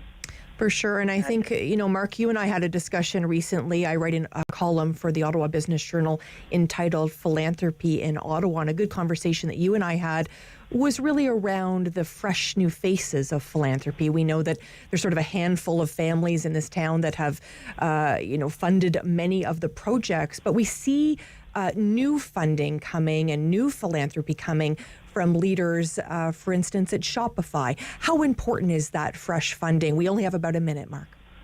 Yeah, no, it's incredibly important, Sam. I mean, you led off this segment asking, what does 2031, what will we look back at and think about? One of the things I'll think about is how, to Rebecca's point about, the innovation and the new aspects that have emerged throughout this pandemic. It's going to be, a time when we look back and say there were a bunch of new actors, from donors to, corporate partners who said, I want to roll up my sleeves and get involved in social finance or social procurement, those kinds of things. Saying, wow, we really understand now in a much more fulsome way the place that this sector has in supporting Canadians from coast to coast to coast. And it'll be that awareness about the importance of our social infrastructure. Prior to the pandemic, we always talked about our physical infrastructure, the buildings of bridges and rails and roads and all that kind of stuff, and how it powered our economy. And now many more people, I think, will look back and realize this was the time when we understood that there is a social infrastructure in our communities that runs right through our country, and it is fundamentally bedrock to powering everything else. We have to keep people strong.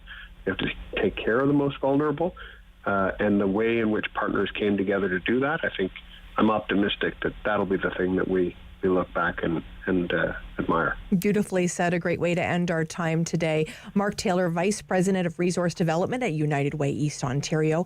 My thanks as well to Bruce MacDonald, President and CEO of Imagine Canada, and to Rebecca Aird, Director of Community Engagement at Ottawa Community Foundation.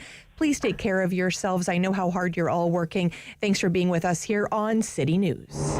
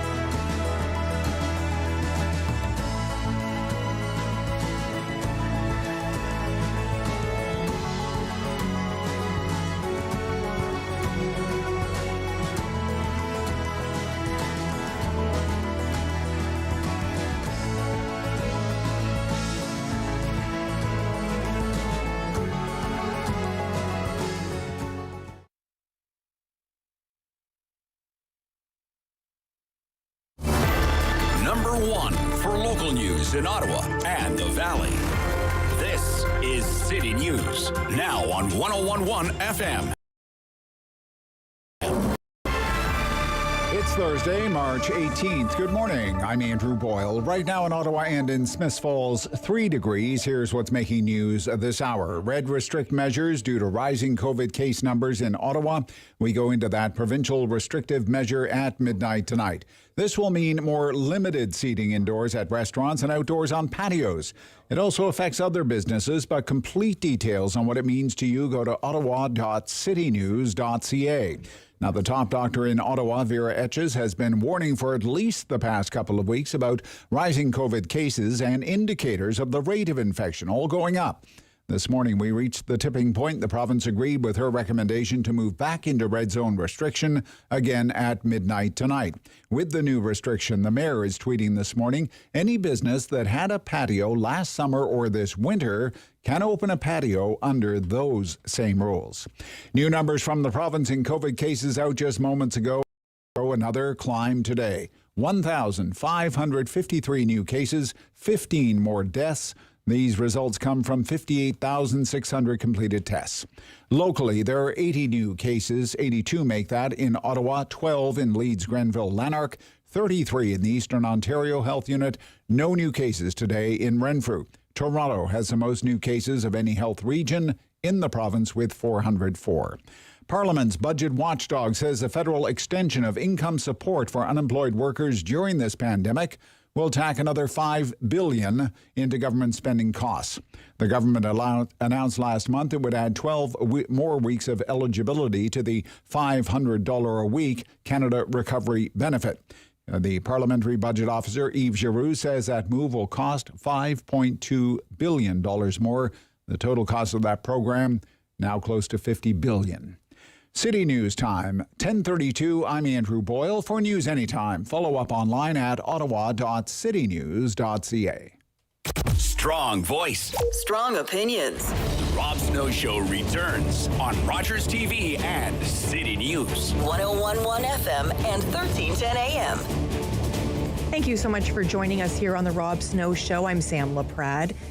Think about this, 176 million women worldwide go undiagnosed in many cases, and we wanted to speak with Dr. Sony Singh. Hello, Dr. Singh. Hi, Sam. Dr. Singh, what's your role at the Ottawa Hospital? I'm a professor in gynecology, specifically gynecologic surgery, and I'm a teacher, a faculty member, but my main job is to provide care for those struggling with diseases like endometriosis, which is that disease that affects up to 50,000 individuals in our region alone, 176 million worldwide. I was shocked when I received this information of our time together today. I didn't realize that this was something that was so prevalent. Sam, it's really sad because you can't see it. Many of my patients are, working, going to school, look fine on the outside, but that deep inside pain and suffering, the tumors that grow or the masses that involve the bowel and other structures that get destroyed, you can't see it. And when you can't see it, it becomes an invisible disease and the struggle becomes invisible. But yet my job is to help advocate on our patients' behalf to speak about this because it is super common. Symptoms like painful periods are just one of the symptoms that end up causing missing time off work or school and affecting quality of life. As a woman, Dr. Singh, how do we know when we should actually visit our doctor about this? Many of us sort of experience something, month to month, and we sort of think, we just get on with life. But when is it something where we should stop and say, no, I need to care for myself? It's crazy because we really have normalized painful periods, and that is probably one of the first signs early in life. And so I have a young daughter whose birthday it is today. She's 15. And I can't imagine that if she was struggling with severe pain every month, dismissing that. So first and foremost, don't dismiss something that affects your life. If your kids are missing school because of the pain, if they're missing work, that's not normal. So we have to talk about these things openly. We have to talk about periods, reproductive health, and then ask for help. There are other symptoms that go along with this, such as painful bowel movements, pain with voiding, pain with sex and intimacy. Stuff, again, people don't want to talk about, but yet we're so overwhelmed with the number of patients who need help in this area. Well, if there's one thing, Dr. Singh, is if people don't want to talk about something, that's the one thing I do want to talk about. So I think it's really important that we have this conversation. This isn't something we would normally talk about, at 10:35 on a Thursday, right? I think it's important to have these conversations. And is it medical professionals that are maybe misdiagnosing or not really understanding this disease, or is it people just kind of living this way? It's all of the above. I think that as a society, we're not comfortable. It's funny, you're not usually talking about it. I start my day at 8 a.m. talking about this, and I don't finish until 8 p.m. So I'm used to talking about all this.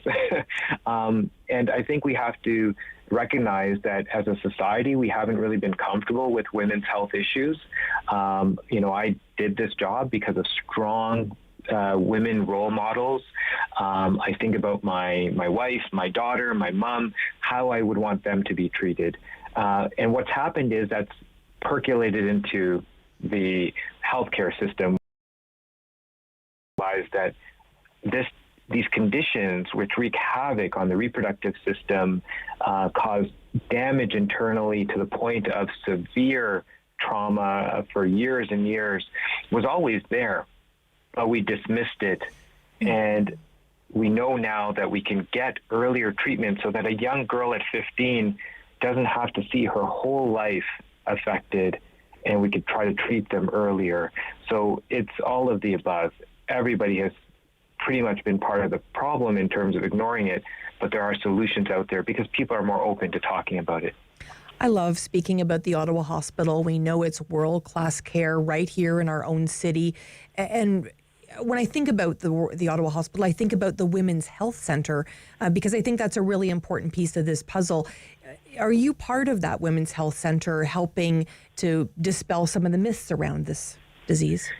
One better, it's the reason I came to Ottawa. So wow. I did extra training in Toronto after my residency, then went to Australia, and was set on a job in Toronto. But 14 years ago, I got recruited by Dr. Elaine Jolly and team who developed our Women's Health Centre at the Riverside campus. And so we become a centre of excellence for complicated issues. So if things can be taken care of by your family doctor or a gynecologist in community, that's fine. But when things get really tough, we've got your back. But we do need support. This place was built on community support and speaking out to say we needed something. And that's where Dr. Jolly, the patients, Shirley Greenberg, who it's named after, all came together to fight for this. But that fight is still not near the end. And we have to advocate in endometriosis and severe pain and uterine fibroids, which are conditions which are super common, but you don't hear about. That is our next fight for the next 15 years. The hub is here at the Women's Health Centre at the Ottawa Hospital. We're speaking with Dr. Sony Singh. How many surgeries would you do a week, Dr. Singh? So we're really busy. We are, obviously quite behind because of the pandemic, but on average, my team is operating, 3-4 times a week. And the cases we do and focus on are going to be complicated. So often, we're talking about surgery that can be anywhere from 3 to 4 to 6 hours because of, again, unraveling all of the damage that's been caused over the years, and patients who come from everywhere. So it has been physically tough. It's obviously emotionally draining to see our patients suffer. But again, we're working through this backlog and these complicated cases. Let me ask you this. You've sort of shared why this is really important to you, obviously as a father, a husband, and a son. How can people, men in particular, support, and I guess women, if they have women in their lives that are really challenged with endometriosis, so you say it for me, how would they have an opportunity to support someone having this challenge? So Sam, first of all, you can call it endo. That's Thank what we you. all call it, so it's easier. So grateful. But you know what? That's a fantastic question. I'm glad you asked that, because I think, we often get that question, why, I'm a male in OBGYN as a gynecologist, and I think men play a huge role to advocate for women's health. And I think that speaking out as a supportive partner, as a family member, is just as important. And we forget families are affected. When my patients can't go to work, are struggling in pain, have to come to the emergency room, it's never just about one person. That whole family is on the journey with them. So male, female, or otherwise, it is very important to make sure everybody is included. And the reason I also mentioned that individuals are affected is that this does go beyond gender. So we're helping everybody, whether they identify as female or male. But the point is, our job, honestly, at the end of the day, I just want to care for those who struggle with these issues because they don't have a voice otherwise, Sam. And that's where, male or female, we come in to make that happen. It's no secret that the last year has been very challenging. After a long day as a doctor, when you put your head on your pillow at night, what is your biggest fear? Every day I find it very hard to sleep, and we've had to do some self-care and meditation, and running is a big part of it. But my biggest fear is, again, not getting to that patient who's suffering, who we know we can help. The answers are out there, and that individual is struggling, feeling alone. I just want them to know they're not alone, and that I'll continue, and my team will continue to fight to make sure they get access. But that young person who has a whole life ahead of them, and we can solve that issue for them, that breaks my heart more than anything else. And that's why I got to continue to fight. You have a 15-year-old daughter. I have a 13-year-old daughter. We know it's in this. We should have another conversation about that. Yeah, that's a whole nother. Yeah, I need help with that. Exactly, me too. But I think about this age group is when a lot of girls stop playing sports, and I often link it to periods and their bodies changing. Is this also a part of it? Absolutely. You want to see, we've written a recent article. We do a lot of research in our unit as well of the cumulative effect, the life impact of these conditions. And at the critical moment, when you're discovering your body, your life, and what you want to be punched in the stomach is the way I describe some of the pain that our patients experience, it holds you back. I don't want that for anybody. You want to see that full potential realized. And so if we have early solutions, that's the time to let them know that they have help and that they're not alone. So I'm absolutely, important to address that early on, whether it be sports, whether it be academics, whether it just be socializing and making friends. That should not be dependent on whether you can make it to school, because you've got periods that are totally crazy and painful. Take me to the day where you found out you got into medical school. What was that day like? It was, it's overwhelming. It's a privilege to be working in this. I come from a family where my grandmother didn't even know how to read or write. Can you believe that? And she raised us.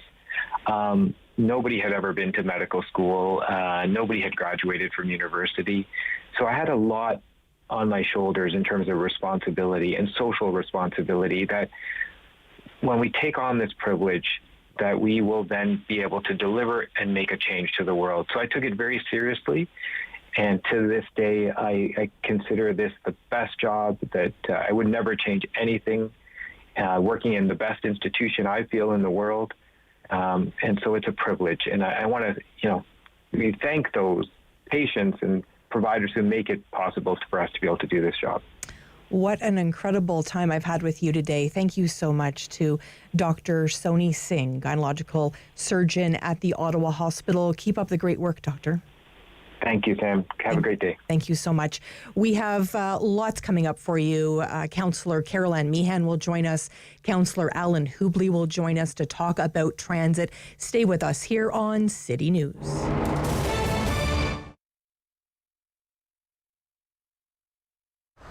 I'm blessed to be married to someone who is a scientist and spent a lot of time following what was happening over in China ahead of time. So he did give us the heads up that this was coming. Not that we believed him right off the bat, but when it did happen very, very quickly, we were prepared. We had hand sanitizer and we were set up to not close our doors.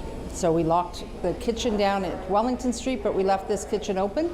We put in protocols immediately. We only allowed our very small crew of 4 or 5 people in at the time. No deliveries were allowed to come in or out of the building without, they just weren't allowed in and out of the building. So we met them at the loading dock and had very strict protocols in place right away. We had masks and hand sanitizer and the whole thing. So we're very lucky from that perspective, and we're able to, learn as we went as far as doing small, individually packed caterings, the frozen soup program, food for the Ottawa mission. So we didn't have to close the kitchen and then learn how to reopen it. We just were able to modify and shift as we needed to. Because of our partnership with the Ottawa mission, we were able to very quickly help support them. They were able to send us some product and some supplies, so it wasn't a burden on our business, and we were able to supply the staffing and the packaging to help produce that when they needed it the most. And we produced about 1,400 meals a week to complement their meals, and we started our soup program right away. We realized very quickly that there was a need in the community to get together and all work together, not only to support local, but also just to support all the people that were suddenly in a position of, being locked down and not being able to get out. So by starting that soup program, our community, our clients got online and started making donations for the soups, and we were able to produce the soups and get them back out to people that needed it. We're right now currently making 150 liters of soup per week, but we've made, I would say, 5,000 or 6,000, easily since the pandemic. Probably more. I'd have to do the math, but lots. I think everybody in the city has to be very aware of how blessed we were to have great weather this summer and people were able to get out and about, and that's going to shift. So we do have to be much more aware of who our most vulnerable is, and I really think we have to work together as groups. There are so many organizations in the city that are doing something and contributing and working together, and I think it doesn't matter who, but see what you can do to just step up and help them, whatever it is, whether it's driving or delivering food, or someone has extra zucchini in their garden, or if they can afford to donate some money to any of these organizations. I just think we all have to work together. We're smarter and wiser than we were the first time.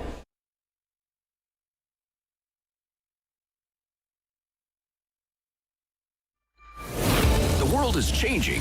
So keep up with Rob. The Rob Snow Show returns on Rogers TV and City News, 101.1 FM and 1310 AM. Thank you so much for joining us. We're now joined by Eileen Dooley, CEO of HealthPartners. Hi, Eileen. Hi, Sam. How are you this morning? Oh, it's so great to speak with you. It's really amazing to see how far we've come in the last year. It's been such a challenging year, but you've done some really interesting research. Thanks, Sam. We're really pleased with the report that we've just issued. HealthPartners is an organization that works with a group of national health charities, and our goal is to try and assist Canadians who are living with chronic disease, be it diabetes, heart disease, cancer, a host of other major illnesses and chronic diseases. Our goal is to try and help them and their caregivers. And we know the past year has been incredibly difficult for this group of Canadians. Not disputing that it's been difficult for many, many sectors and many individuals, but our folks who are living with chronic disease or facing a major illness are at a point of vulnerability and have been vulnerable in the last 12 months in a very special way. So we wanted to talk to them. We joined with Abacus Data. We went out in early January to hear firsthand from Canadians and their caregivers about the impact of COVID-19 on them over the course of the last 12 months. Really important. I mean, I think about myself. I had an incident in November, and I just didn't want right? And that's not a chronic illness on my end. It's more just that opportunity to think, should I reach out? I don't want to be a burden on the system. Were you finding that kind of feedback as well? Oh, For sure, but I mean that was absolutely a key part of what we found. But what we found was even more significant than that, and that is that for many Canadians who were experiencing health issues, they were not able to access diagnoses in a timely way. Not only were they fearful of engaging with the healthcare system, but life-saving procedures were being delayed and postponed. And what we found is that 66% of Canadians living with a chronic illness or major disease have faced challenges accessing their treatment and care over the course of the last year.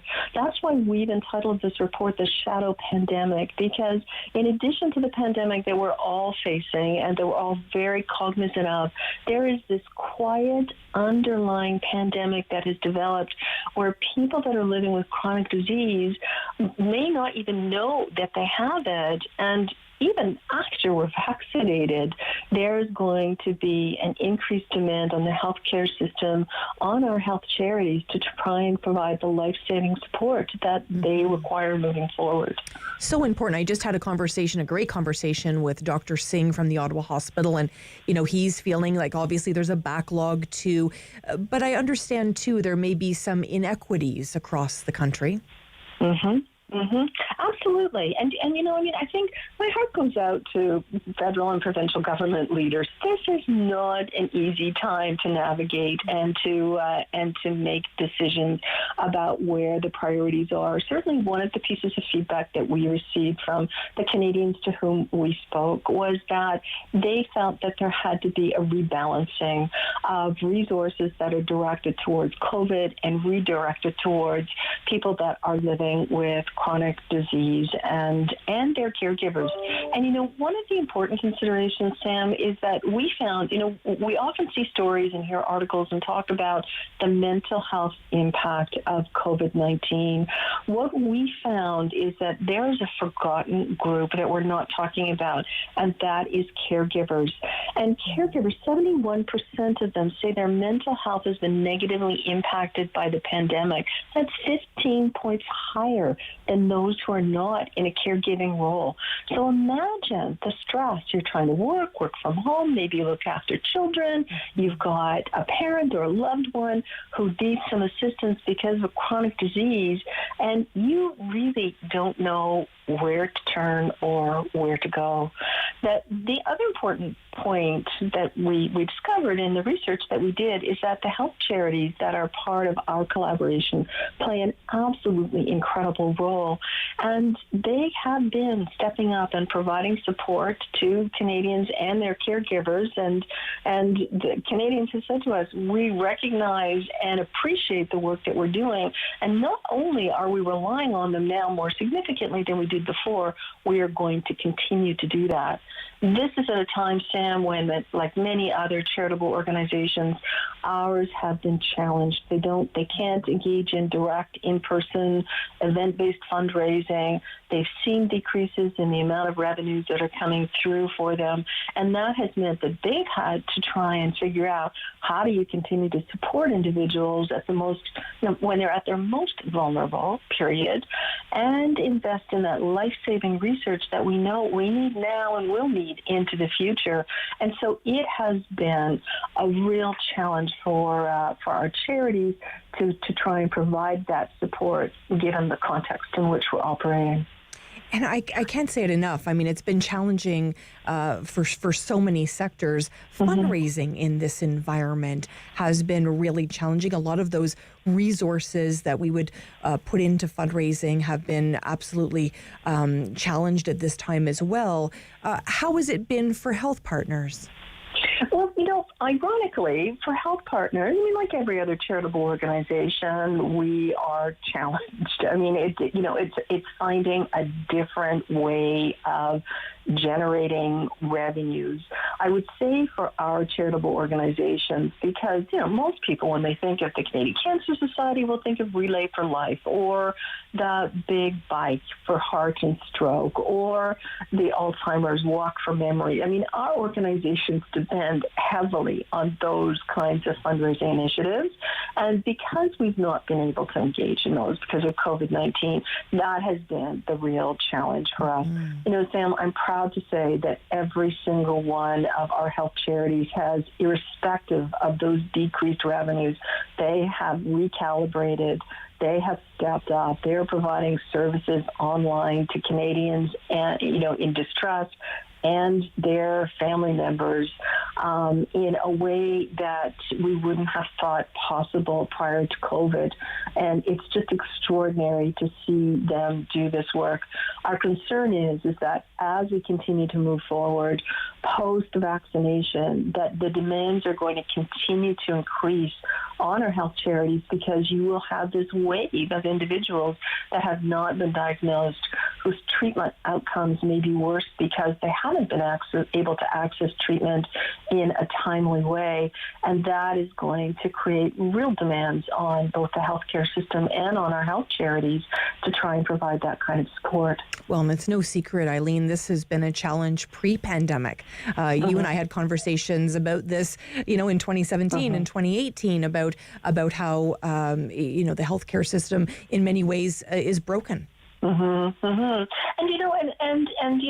again, I mean, really big, huge issues. So what we're asking governments to do is to recognize that charities play a fundamental and essential role in the healthcare system. They may not be a formal part of it, but when you look at the work that they do, Sam, to invest in life-saving research, when you look at the support that they provide to Canadians and their caregivers in terms of helping them access care, helping them, engaging them in peer-to-peer support, engaging children who have cancer or arthritis or diabetes in camps so that they can interact with other kids just like them. The work that does to divert demands and divert needs away from the former healthcare system is absolutely incredible, and we think needs to be recognized and needs to be supported by governments at all levels. For sure. Always love my time with you. Eileen Dooley, CEO of HealthPartners. Thank you so much for joining us. Thanks, Sam. It was such a pleasure. When we come back, Carol-Ann Meehan will be here. Well, not here, but, virtually. Will be on the phone with us. And, of course, Allan Hubley as well, both city councillors with the city of Ottawa. We're going to be talking about transit and maybe another or two hot topics. Stay with us here on City News.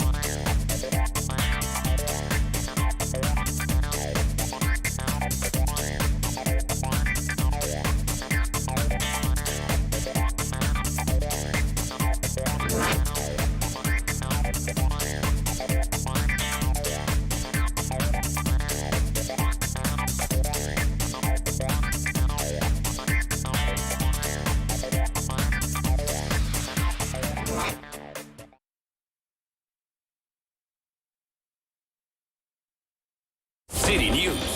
CIWW 1310 AM in Ottawa. And CJET 1011 FM in Smiths Falls and the Valley. Number 1 for local news in Ottawa and the Valley. This is City News, now on 1011 FM and 1310 AM. It's Thursday, March 18th. Good morning. I'm Andrew Boyle. Right now in Ottawa and in Smiths Falls, 3 degrees. Here's what's making news in Ottawa and the Valley. The province is moving the city into the red control tier as of midnight tonight. That brings some new restrictions to the capital. It comes at the request of Ottawa's Chief Medical Officer of Health, Dr. Vera Etches.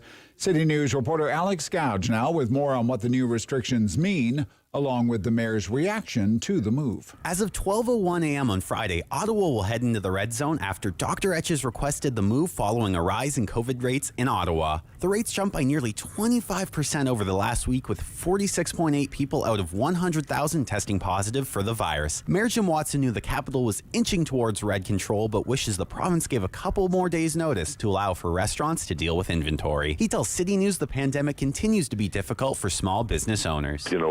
These are all small, mostly family-operated businesses. They're not the chains. They don't have the financial backing of a chain restaurant, for instance, to keep the doors open or closed, as the case may be. The red zone requires gathering sizes to be limited to 5 inside or 25 outdoors, while some establishments, such as cinemas, must shut down. Head over to ottawa.citynews.ca for full details on the move. Alex Gouge, City News. Now, the mix of red zone and nicer weather on the way could mean an earlier arrival of patio season. Ottawa Mayor Jim Watson has asked staff to fast-track the opening of patio season to today. He says on Twitter, you must have the required insurance and follow the rules, but if you had a patio in 2020, you can set up again starting today using the same plan. The new numbers from the province on COVID cases out this half hour, they show another climb today with 1,553 new cases and 15 deaths. There were nearly 58,600 completed tests and locally 82 new cases in Ottawa, 12 in Leeds, Grenville, Lanark, 33 in the Eastern Ontario Health Unit, and no new cases today in Renfrew County. Toronto once again with most new cases of any health region in Ontario with 404. City News time 11:02. Now your forecast with meteorologist Jill Taylor. We'll get into some clearing as we work through the day. A gusty northwest wind, the high today 4 degrees. Tonight, a few clouds. The wind will become light, but we'll still have a wind chill overnight, -18. Tomorrow, sunny, cool, the high near +1. For today, the high 4. And right now in Smiths Falls and in Ottawa, it's 3 degrees. The next month will see a significant jump in vaccine delivery, according to federal officials who provided an update on the rollout of vaccine doses. In fact, the month of April alone, we could see the number of doses delivered nearly doubled. City News Parliament Hill reporter Cormac McSweeney has more on this story. By the end of this month, Canada will have received a total of 8 million vaccine doses, but by the end of April, that number should be at least 15 million. Federal health officials say they've been able to confirm April delivery schedules with Pfizer, Moderna, and AstraZeneca, with 7 million shots at least expected next month alone. Conversations continue with Johnson & Johnson, but we expect 10 million doses in the coming months. Deputy Chief Public Health Officer Dr. Howard New says this sets us on the right track to administer the first dose of a vaccine to every Canadian that wants one by the end of June. Hopefully, we will be in a spot, in a few months, and where every Canadian will have received, if that's what each jurisdiction is moving forward with, that one dose. Officials would not say how discussions are progressing with the United States in terms of gaining access to vaccines produced by our neighbor, especially around the AstraZeneca shot, where millions of doses are still sitting in storage because it hasn't yet been approved there. Cormac McSweeney, Parliament Hill. And I'm Andrew Boyle. For News Anytime, follow up online at ottawa.citynews.ca. Firm. Fair. Fun. The Rob Snow Show returns on Rogers TV and City News 1011 FM and 1310 AM.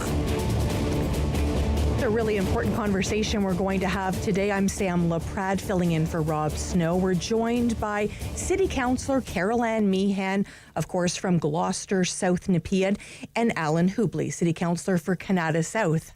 Hello to you both. Good morning, Sam. Good morning, Allan. Hi. It certainly, transit has been a hot topic for a long time here in the city of Ottawa. But when we talk about microtransit, that might be new to people. Carol Ann, tell us a little bit about that.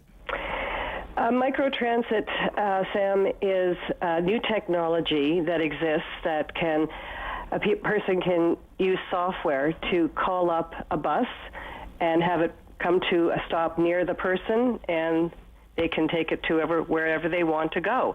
So instead of sitting on a fixed route waiting for a bus that may be, 20 minutes away and may not show up, the transit on demand works sort of like an Uber or a Lyft, and you can call up a bus, and it's as simple as that. But the bus that I am the on-demand busing that I would like to have the city consider is like macro on demand, where we would actually use, instead of a private operator like a taxi or something else, we would in fact use our own buses, and our own drivers would be at the wheel. Let's talk about this, Allan. Obviously, as the chair of the Transit Commission, does this make sense? In part, like whether you're talking about micro or macro, it works better if you have small buses or vans, because you're in most cases you're only going to have one or two passengers in there at a time, and we don't have small buses, so it means there's a significant cost involved here if we decide to go in this direction to get a fleet. More likely what will happen is, as Councillor Meehan was talking about before, the micro transit piece, where we could take the route of an area, say Riverside South, take the regular routes out of there and have people call, Uber or Lyft or a taxi to come in and get them and bring them out to where a hub is that they could then get on a bus.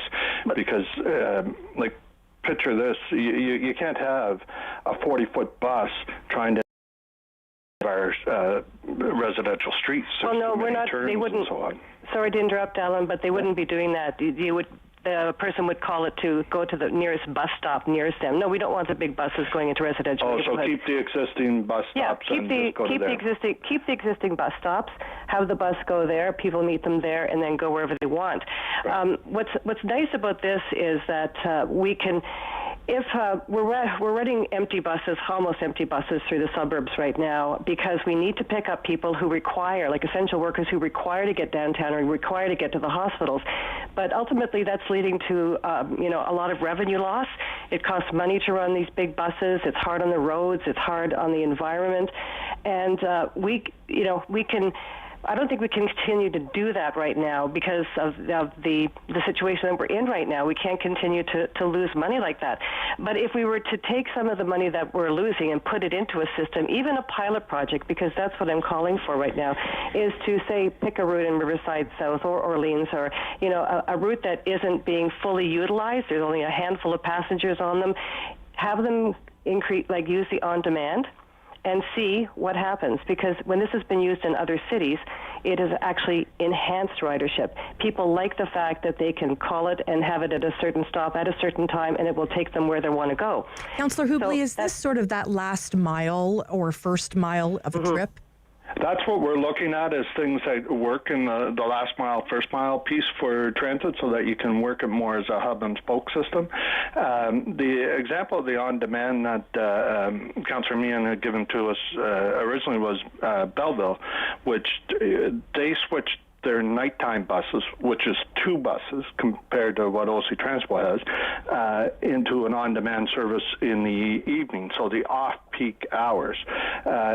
That's something, if that's what the councillor wants to try in her area, we can certainly look at, reducing the routes that serve Riverside South and switch them over to, having a couple of buses, 40-foot buses parked in the area somewhere that could work off and app. Yeah, that's and we something that can be looked at in the future.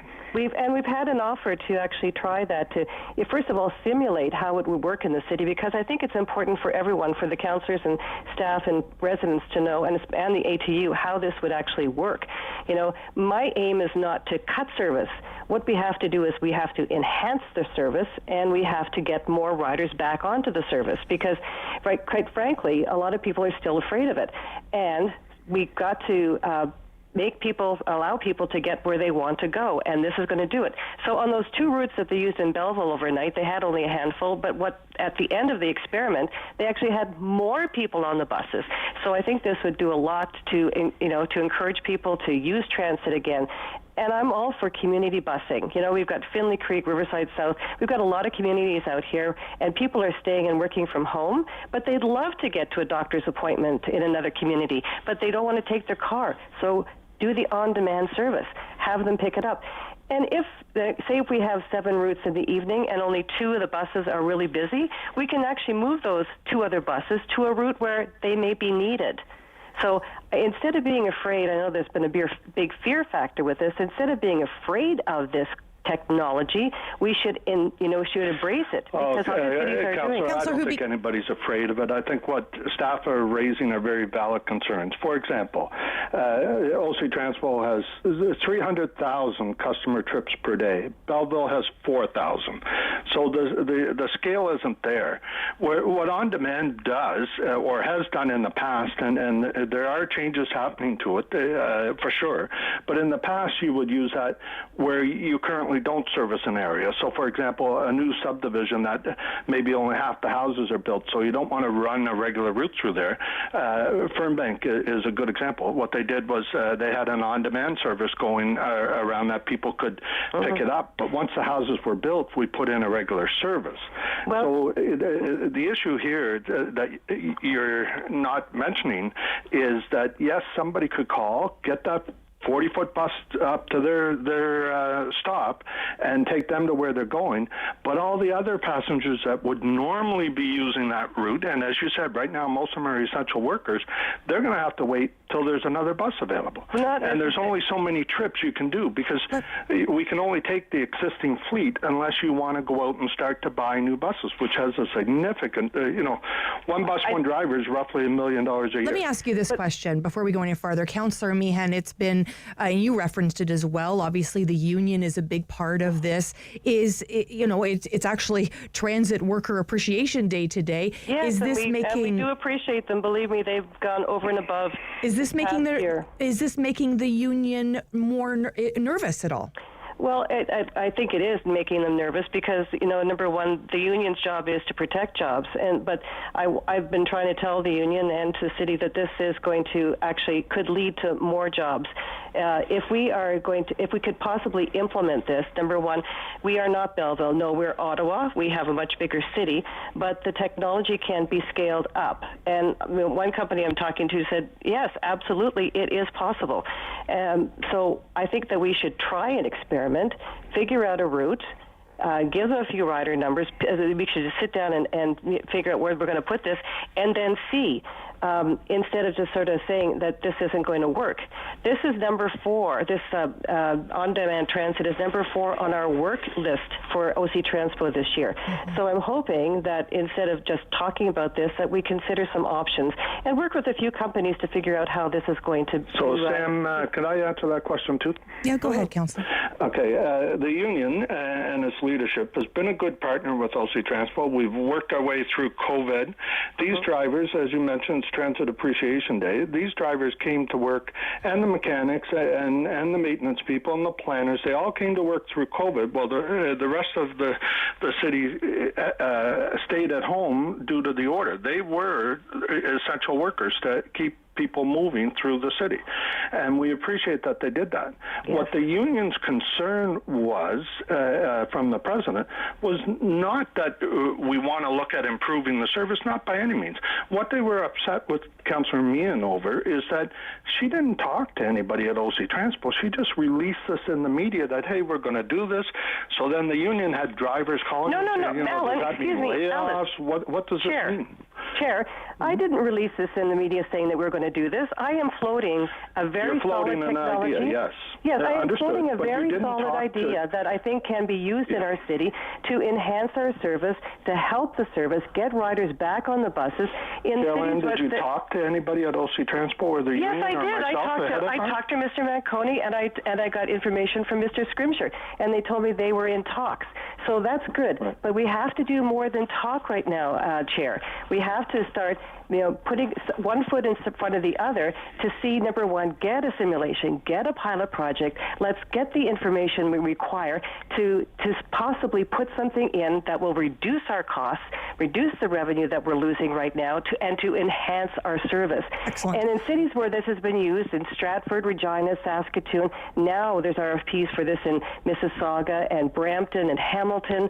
They know that this can actually lead to more buses on the roads, more drivers. Yes, there's going to have to be some change, but it's going to be change for the better. Speaking about change, we're going to go to break. Thank you so much, Councillor Carol-Ann Meehan and Councillor Allan Hubley. I know you have lots to say. Stay with us here on City News. They're coming back.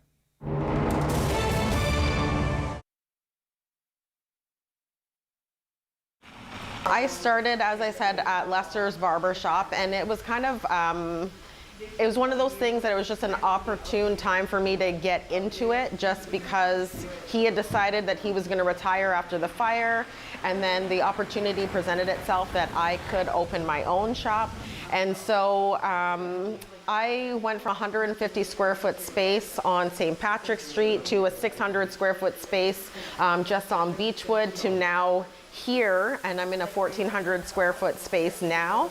And I don't know, it's been an interesting journey because, you think that you're just going to be just you or a really small space, and then all of a sudden, you've got 10 other people working for you. You're in a much bigger space, and even incorporating the boutique. Last March, when all of this started, we closed down a little bit earlier than everybody else, and I'm going to say, being honest, part of it was social pressure. We shut down before everybody else did, and I'm watching all these other salons, just be really responsible and saying we don't want to be a part of the process. So we got ahead of it and closed, and then, the week later, the government's like, everybody's shutting down. And so it was a little nerve-wracking. I guess the first step of us, trying to innovate and just keep moving forward was when the salon is closed, right? It's like, what do you do? Our whole industry is based on being with people, cutting their hair, providing a service. You have to be people together to do that. You can't do that remotely at all. So one of the first things that I saw in our industry, what people were trying to do is they were selling their hair products that they had. And luckily, I've had a website that always had a web store in the back. I just never used it. So as soon as I saw that people were doing that, I was like, okay, this is what we're going to do. I'm going to load up all my stuff. And so that worked out really, really well. And then from there, I managed to find a place that was like a wholesale website that allowed you to have net 60 days. So you don't have to, you can order all the stuff. You don't have to prepay any of it. There's free returns, all that. So that made it really easy for me to bring in other products and start trying to sell it. And so I went from selling hair products to shave products to bath and body products to a little bit of clothing and jewelry, and now it's just morphed into this whole, like, I want to make it a whole legit boutique. And by December of last year, I decided that this is a full-fledged thing and we're going to separate it. It's its own company.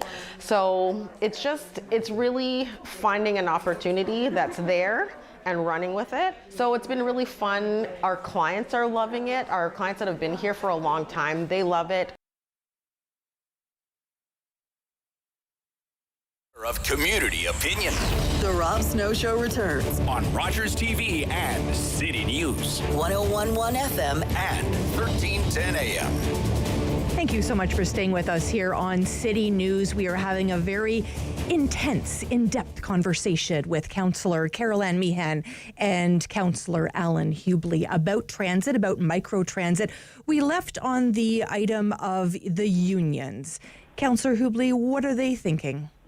Well, as I mentioned before the break, their concern was how this was put out in the public, that there was no consultation piece, which is something OC Transpo senior management and myself take very put a high value to, is that we consult with the stakeholders. We talk to the employees.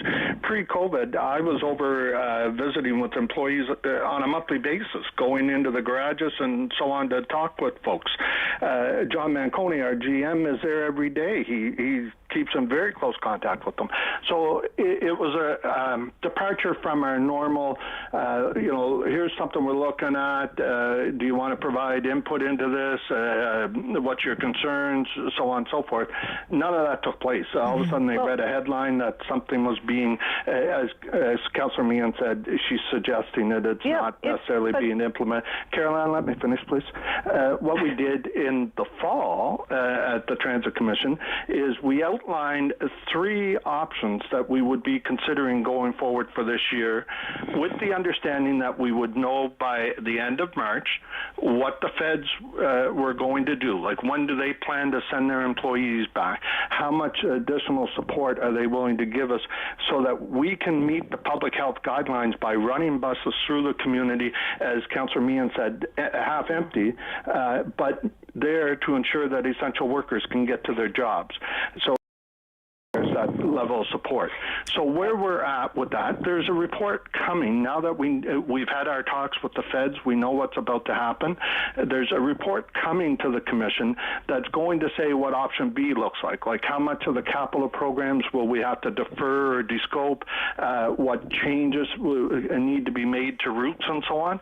That's going to come to the commission so that the public will know what we're up to. They can provide their comments into it, and we'll go forward with a good plan that everybody's consulted with. Caroline, respond to that. Just about 30 seconds. Let me first of all say that I appreciate the chair's work on this and Mr. Manconi's, but my job as a city councillor is to propose ideas that would make sense for the city. And number one, the Ontario government has tied consideration of microtransit to the funds that it has provided the city for its transit. So that's why, number one, it's on our work priority list. So I don't think that I have to go to the transit union and start talking about this, and I did talk to management, by the way, as I said. But to propose something that technology that currently exists that could enhance our service, because we're doing that. So I don't see what the problem is with floating an idea and letting people know that this is doable and the time is right to actually embrace technology and innovate. Councillor Hubley, let me ask you this question. 10 priorities. We see Mr. Manconi has 10 priorities for OC Transpo. Right. That's a lot, right? I mean, I think we can say in a year, especially a year like 2021, it's hard to have so many priorities. How do you expect city staff to sort of balance all of these priorities in the middle of a pandemic? Well, to date, they've been doing a good job of it. Last year, we actually had even more priorities, and we got a lot of things done. And what we do is we set up sponsor groups or a working group where a couple of councillors or commissioners, like in some cases, because we have 4 citizen commissioners, we'll put the citizen commissioners on there, and we add staff into it, and they take an issue away and they look at it and come back with recommendations for the commission and for council to consider. So I think the list of 10 is good. I certainly see how they arrived at that. We could probably make a list of 30 if we sit down and want to think of all the things that we'd like to get done. But certainly the 10 is achievable, and I think it's the right priorities for us to be looking at right now. And the Commission yesterday agreed and supported that these would be the key priorities for the year. Councillor Meehan, at the same time, Sam, we also heard the head of the Transit Commission, Mr. Bronconi, say that we just don't have the staff in order to tackle something like on-demand transit at this point, that they've already got their workload is full. Well, I think this is number 4 on our priority list. I would like to see how the work plan, how this priority is going to be tackled, because just considering it, as I said earlier, is not enough. And my intent here is to work with everybody. It will be, Carolyn. It's priorities for the year, so we don't have to get everything done in the first 3 months of the year. But Chair, Mr. Manconi, as staff told you, they're Allan, gathering information on that one now. at a time, please. And so we will get a chance to look at it this year. But Mr. Manconi said that they had too much work on their plate right now. But right now, if I can finish. I think that floating an idea, letting people know what exists out there, is absolutely the right thing for me as a councillor to do. My priority is to listen to my residents out here, and I hear every day, they're wondering, why are the buses running empty? Does that make sense? We have a climate emergency right now. So I did my work. I found that this stuff does exist, and the city is in talks with it. So that's my job. But now I would like to see everybody work together. That's the councillors, the staff, OC Transpo, the union. Everybody work together. Let me ask you this, Councillor Meehan. To innovate to see if we can, push this forward. I really want to get to this question. Let me ask you this: is this legal? Is this legal in terms of, bringing this in? Is there any legalities around this that changes? Why would there not be if we use OC Transpo buses and drivers? Of course, it would be legal. Okay, I don't want to see I would not like to see private operators running around in our communities. That's what Uber is. That's what Lyft is. But we're talking about on-demand transit using our system, our buses, our operators. So there's no reason to think it would be illegal. And Allan, you can correct me if I'm wrong on that, but I'm not a lawyer, so I won't say that without checking with legal. I'm a little more cautious than that, but you're entitled to your opinion. So if you think it's totally legal, certainly other areas, as you mentioned, are looking at it. We've had on-demand in this area. For example, out in the West End, we had it in the early days of Kanata. There was a telebus. Recently, with the development of the Fernbank area between Kanata and Stittsville, they had an on-demand service, as I mentioned, when a quarter and a half of the homes were built. It was something supplied by the people building the homes, was a bus that they could call up and would come in and get them and take them out to the existing system. The one thing I want to mention, the one thing I know about anyone that wants to do software is it collects data. So is data a bit of this, a bit of the story here, Councillor Hubley? Well, absolutely. Like all these companies, they're telling you the term is plug and play, that kind of system they're looking at. They want all our data, and then what they want to be able to do for a fee is to dispatch our buses for us like our dispatchers do. There's items of this that are well worth considering, and I appreciate that Councillor Meehan has brought it up. Our concern that has been raised is how it was brought up, that it was put out in the public before staff were able to give her a chance to give Councillor Meehan some context. For example, the difference in the size between Belleville and Ottawa, and the fact that Belleville only did it for their night routes, that they weren't converting their whole system over to Okay, we have about 30 seconds left. I'd like Councillor Meehan. Councillor Meehan, what do you want listeners to do? Are you wanting them to reach out to you in regards to their thoughts on this plan? About 30 seconds left. I have heard from listeners. I'll just reiterate one more time. The technology is far beyond what the telephone on demand was years ago. This is not an attempt to take away anything from our bus service. I'm trying to enhance the bus service, make it efficient, allow our residents to get around their communities more efficiently, leave the cars at home, run buses when they are necessary, and a pilot project, even a simulation, is the right thing to do at this time. Putting out an idea should not be dumped on. Putting out an idea causes people to discuss and causes people to learn. And I think now's the time to enhance our service, innovate, modernize. And this, during a pandemic, is absolutely the right time to do it. Grateful for your time today, Councillor Carol-Ann Meehan and Councillor Allan Hubley. I think I need a nap after that. Thanks, Sam. Thank you so much for joining us. Stay with us here on City News.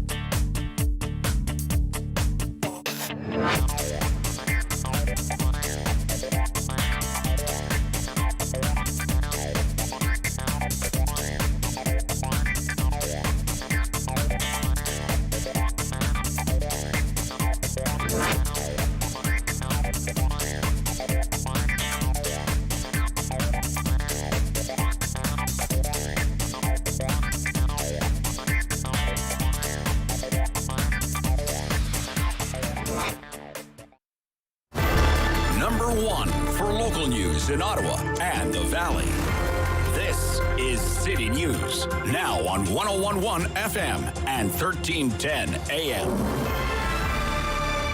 It's Thursday, the 18th of March. Good morning. I'm Sarah Buchan. Right now in Ottawa, mostly cloudy skies and 4 degrees. In Smiths Falls, cloudy and 3 degrees. Here's what's making news this hour. Provincial health officials report 82 new cases of COVID-19 in Ottawa out of 1,553 new cases across Ontario. The province confirms 15 more deaths due to the virus. Public Health Ontario is also reporting 188 suspected variants of concern in Ottawa. These cases awaiting confirmation by further testing. Elsewhere locally, there are 33 new cases of COVID-19 in Eastern Ontario. Leeds Grenville Lanark Health Unit reports 21 new cases. That includes 11 in the past 24 hours. No new cases for Renfrew County. The numbers updating this afternoon. Warmer weather and upcoming red zone restrictions tomorrow has Ottawa's mayor thinking about patios, and he's asking staff to fast-track patio season as soon as today. Mayor Jim Watson says if you have insurance and the proper documents, businesses can set up their patios just like last year. He adds public health guidelines must still be respected, and if you haven't filed your application yet, to follow up with the city's patio team. Barring any issues, Major General Denis Fortin says enough doses of COVID-19 should arrive in the country so that every adult can get a first shot before Canada Day. But due to the threat of vaccine production issues, the government official line is still that Canadians will be fully vaccinated by the end of September. And the calculations rely on the provinces continuing to delay second doses up to 4 months to get first doses to more people sooner. Almost 7% of Canadians have now received at least one dose of a COVID-19 vaccine. 1.6% have received 2 doses. I'm Sarah Buchan. For News Anytime, follow up online at ottawa.citynews.ca. He's the opinionated Ottawa icon. The Rob Snow Show returns on Rogers TV and City News. 101.1 FM and 1310 AM. Thank you so much for staying with us here on City News. I'm Sam Laprade, filling in for Rob Snow on this Thursday, March 18th. I wanted to head to Toronto to speak with Kevin Donovan. How are you, Kevin? Not too bad. How are you this morning? Good. Always a pleasure to speak with you. Of course, Chief Investigative Reporter with the Toronto Star. We've spoken a number of times, Kevin, because I'm fascinated with this story of Barry and Honey Sherman, their murders a number of years ago. There's been some new developments. Can you share them with us? Yes, we published 2 stories in the Toronto Star this week. One was looking at the pathology results of the Sherman and also of Jeffrey Epstein, the accused sex trafficker in the U.S. Who died of suicide. And in both cases, there was an issue with the autopsies where I don't know if I'm going to say mistakes were made, but too much emphasis was put on a bone in the neck that, in the Sherman's case, wasn't broken. And in Epstein's case was broken. And in both cases, that led to, in Sherman, thinking that it was suicide, and in Epstein, some people suggesting that it was murder. The other related story we did, which was published yesterday, deals with the revelation that the chief homicide detective on the Sherman case in Toronto didn't go to the crime scene for 4 days. Certainly wasn't there when the bodies were there on the first day, and didn't go for 3 more days after that. And both of these issues point to just some more problems with the way that high-profile Sherman case was dealt with. That was fascinating to me that she hadn't gone to the scene. For those that may not be familiar, I'm a bit obsessed about this case. To be honest, I've read your book and I've been following this all along. For those that may not be so familiar with it, take us back a little bit, Kevin, and give us sort of a minute synopsis of this case. Barry Sherman was 75 when he died, founder of Apotex, a generic drug firm. Anybody who's gone to a drugstore in the last 30 or 40 years to get a product probably got a Barry Sherman product. And his wife, Honey, who was 70 when she died, a fellow philanthropist, very well known in the Toronto community, gave millions of dollars every year. And they were found in their basement swimming pool room of their home in Toronto on December the 15th, 2017. more than 3 years ago. They were found dead. They were in a seated position with their feet pointing away from the pool. There were belts around their neck, and they were looped around a low railing, keeping them in a semi-seated position. Police initially were talking about this being a murder-suicide or a double suicide. 6 weeks later, after a second pathology was done by a private pathologist working for the Sherman family, police changed their mind. And the case is, according to the police, active and ongoing. I believe the police have a theory of what happened, but they can't prove it. As with any tragedy, we often think about the family. The family has become very divisive over this tragedy with their parents. Let's speak a little bit about the children in this case. Yes, the Shermans had 4 children, the eldest being Lauren, who lives on the West Coast, not very involved with the business at all. Then there's Jonathan, who would be in his late 30s now. Jonathan was not involved in Barry's business, but received, well over $120 million from Barry to fund Jonathan's own businesses. And then there's 2 younger daughters, Alexandra and Kaylin. And what we've reported in the last couple of months is that the 3 sisters are on the outs with Jonathan. The 3 sisters have allied with the people running Apotex, and Jonathan, by his own, I interviewed him, he said that they won't speak to him. Alexandra thinks that he was somehow involved in the murder. He says that's not true, but he said there's a huge rift between that side of the family and his side, which is, he's just one person there with his husband all alone. Mm-hmm. We understand that there was talks in the weeks before the murders about some monies that were due back to Barry Sherman. Is that the reason maybe that one of the daughters is thinking that way? I think that's part of it. Barry was a risk taker. He would try and defeat a patent of a brand name drug company. He would invest hundreds of millions of dollars, and he had just lost one. He was going to have to pay about $580 million just in the months before he died. Jonathan, I asked him about this, and I said, I hear your father was trying to get money from you, that you had loaned him, that Barry had loaned Jonathan, and Jonathan sent me emails which showed that indeed in the weeks leading up to the murders, Barry quite strongly asked his son, I need $50 to $60 million back, and I need it now. Jonathan says that was just the way their relationship was. Don't take anything from it. He was pretty upfront about providing me with those emails. And I think there are a lot of issues related to who gets what in that family. As we've reported, the only beneficiaries of this Barry and Honey's will, or Barry's will, are the 4 kids, and they all get their own slice, in equal quarters.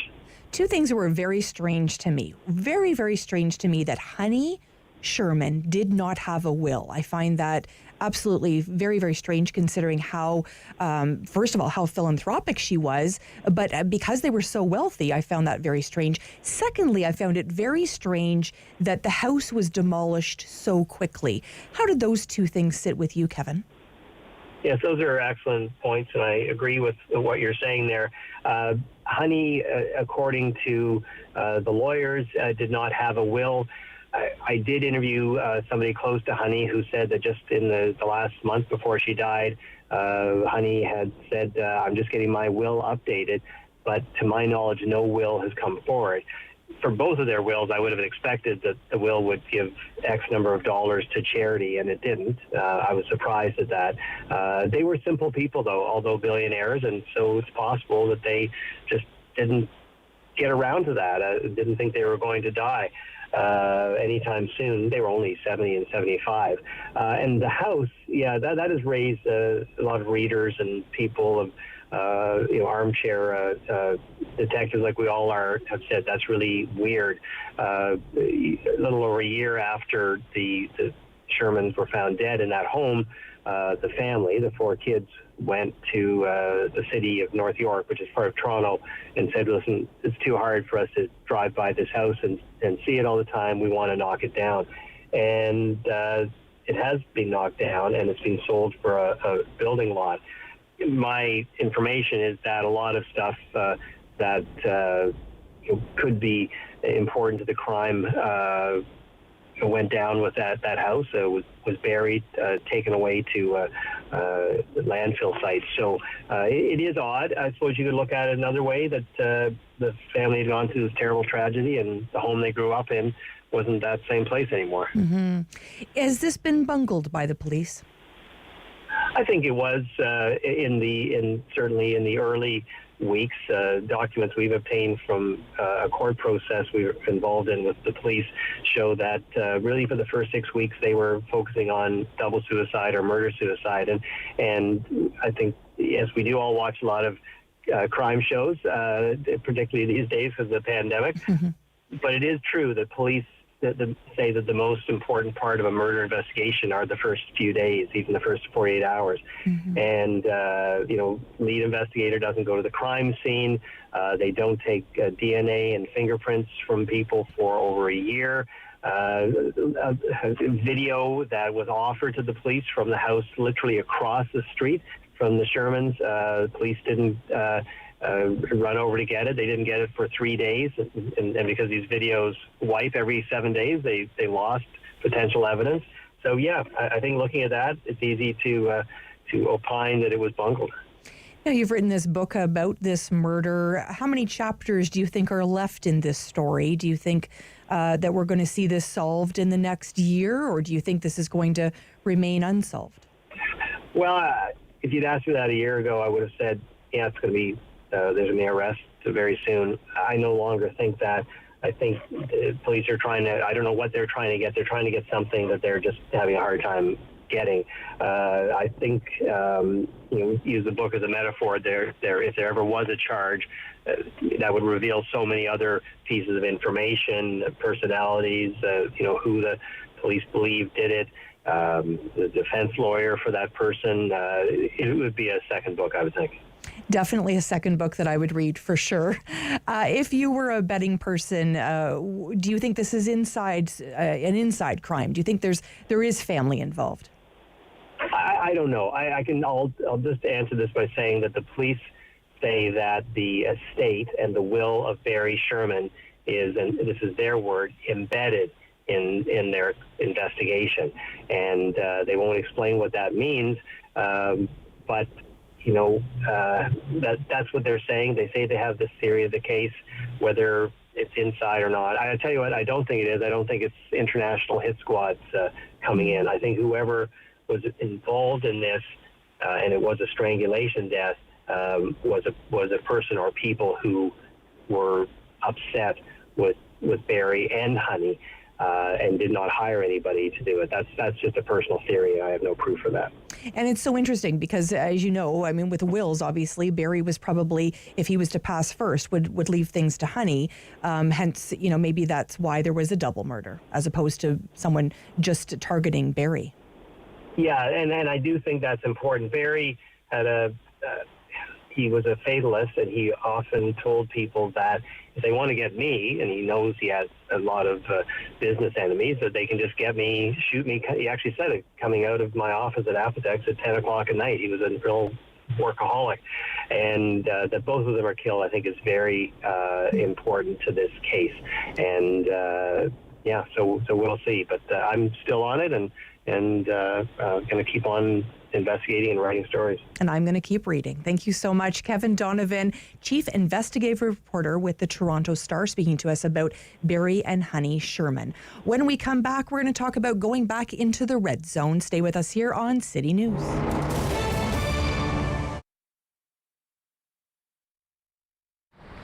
Papa Jack was started 14 years ago, really by accident more than anything. A friend of mine had bought a grocery store, a popcorn machine was in there. He didn't want it. I ended up by buying it. My family thought I was nuts. When I first said, come and pick up this popcorn machine, my son said, what the heck for? I won't use exact words. But anyway, we started and it just kept on growing and growing.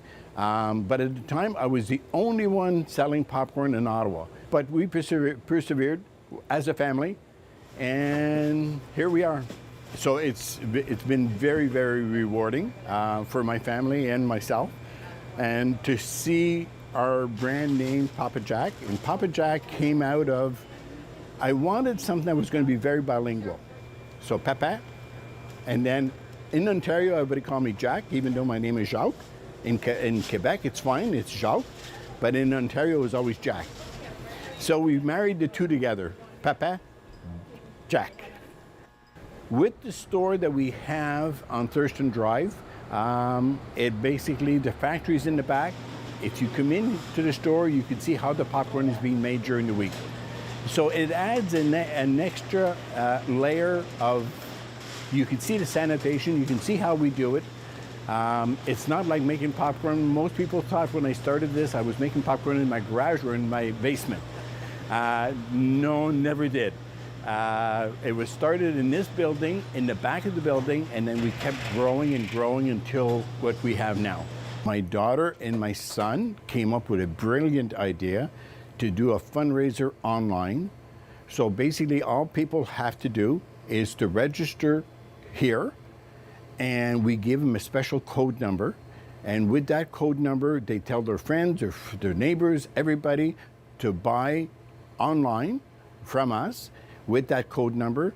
And then at the end of each period, could be 2 weeks, could be a month, then we'll pay them a 20% of all the businesses that we got through that code number. One thing I'd like to say is thank you to all the Ottawa people who have supported us and support local businesses. Sometimes people, they talk about buying locally. Now it becomes that much more important to buy locally, to support your local businesses, because not too many of them are going to survive this. We're fortunate that we're so far so good.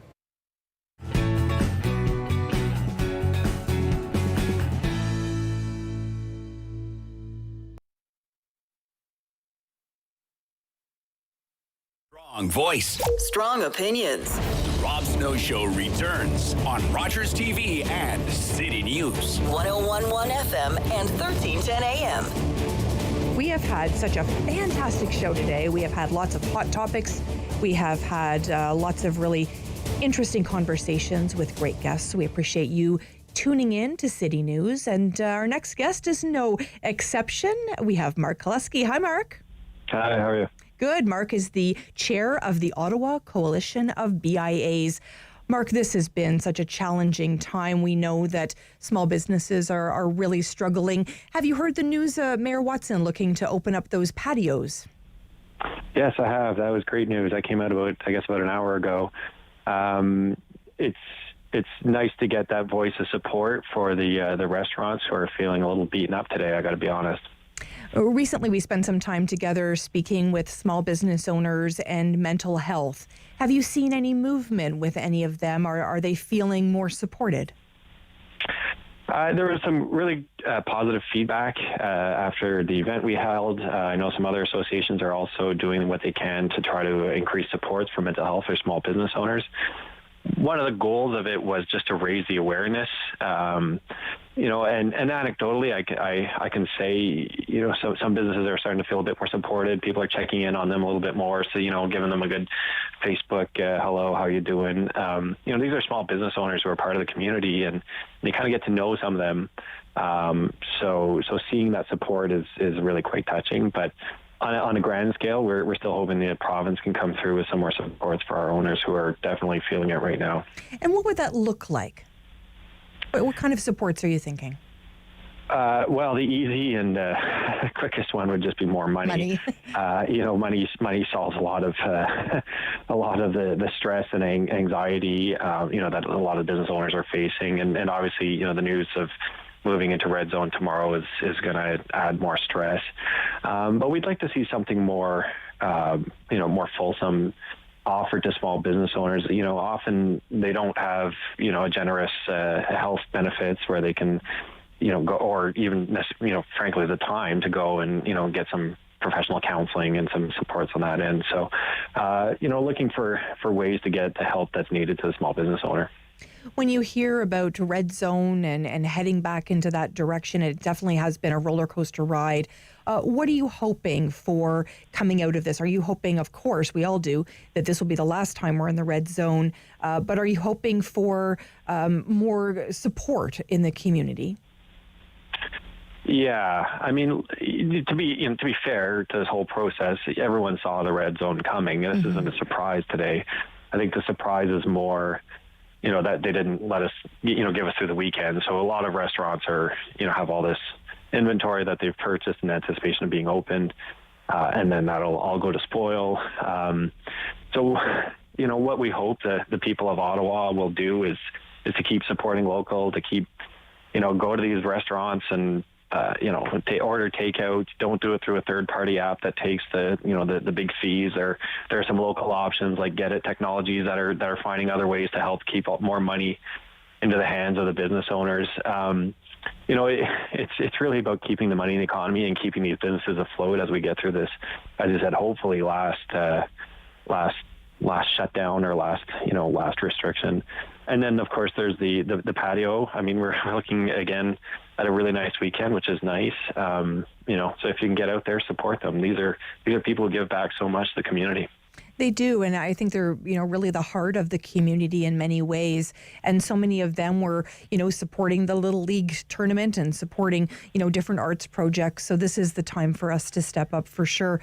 Let's talk about other types of small business. What are you hearing from people that maybe, can only accommodate one or two people in their store at a time, but yet you can go to Walmart and there's 150 people there? Yeah, that's a source of frustration, and I mean, we've certainly made a lot of noise about that. The Ottawa Board of Trade under Suling Ching has sort of come out with a concept which I think is brilliant. Is that there could be a way of validating if a business is safe or not, and then allowing it to remain open, regardless of what color zone we're in. So I'll give you an example of a small business or a small retail store that. You could go in and, do some sort of audit in terms of, PPE and distancing and all that and say, great, this place can be safe up to, we'll say, 15 people or so. And then when we do go into lockdown, then it's sort of they're not shut down with that broad stroke that they put across all retail. Mm-hmm. So ideas like that, I think, are innovative, creative. And, a year into this, it's about time we start coming out with better solutions than just a broad shutdown of everything. Do you find the different groups have worked together well? You referenced, of course, the Ottawa Board of Trade. I know Invest Ottawa has been doing some great things. We know individuals have stepped up. Do you feel like it's been really something that we're proud of in terms of the partnerships?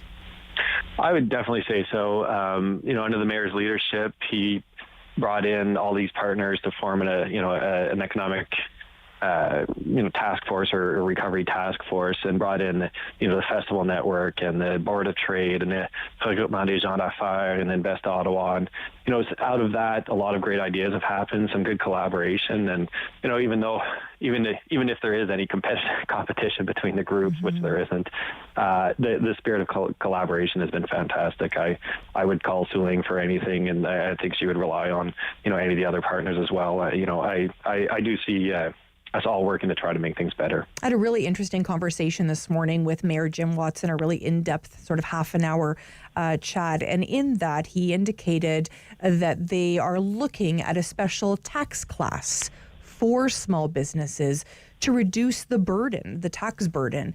Is that something that would be welcomed? Yes, as a matter of fact, it's something we've called for ever since the province made the announcement that this is a tool that municipalities can use.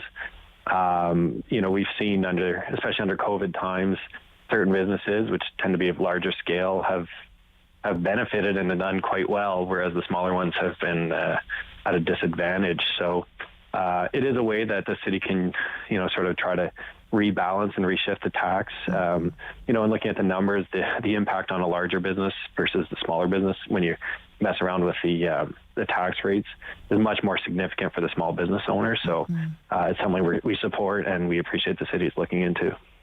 And we appreciate you, Mark. We know you've invested a lot of time in this. Mark Kaluski, chair of the Ottawa Coalition of BIAs. Thank you so much for your time today. Thank you, Sam. Thank you. David, it has been an incredible show today. We've had every kind of topic you can possibly imagine. We've spoken about, obviously, transit and the red zone, and we've had deep conversations with the mayor today and a number of councillors. There's lots on the news docket today, isn't there? It's going to be an interesting Friday news day tomorrow, and next week we'll certainly be talking all things local business and just when will this lockdown cycle end? I'm hopeful. I'm optimistic this will be the last time we have to do that interview. And that's what I just told Mark off air. Thanks for doing this interview again. It's the last time. Yeah. It's going to be a very a hopeful summer and hopefully a lucrative fall for the small business community in Ottawa. For sure. I feel the exact same way. And of course, we had those important discussions with Councillor Meehan today and Councillor Hubley. We know that listeners were really intrigued by that conversation, especially talking about transit. Transit's always a hot topic in this city. Something about transit and Ottawa always sparks a lot of energy and a lot of passion. And a lot of controversy sometimes when it comes to the discussions that we have about it.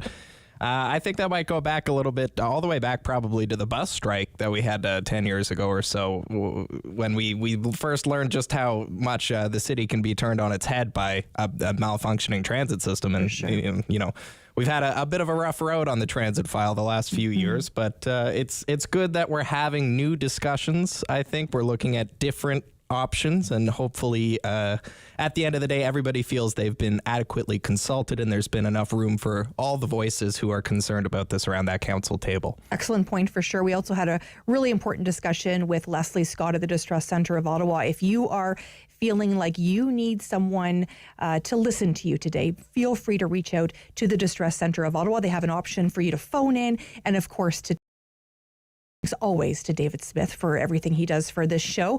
I'm Sam Laprade, filling in for Rob Snow. I'm going to be in this chair again tomorrow. I hope you tune in to City News. The Rob Snow Show. Weekdays at 9 on Rogers TV and City News. 101.1 FM and 1310 AM. Number 1 for local news in Ottawa and the Valley.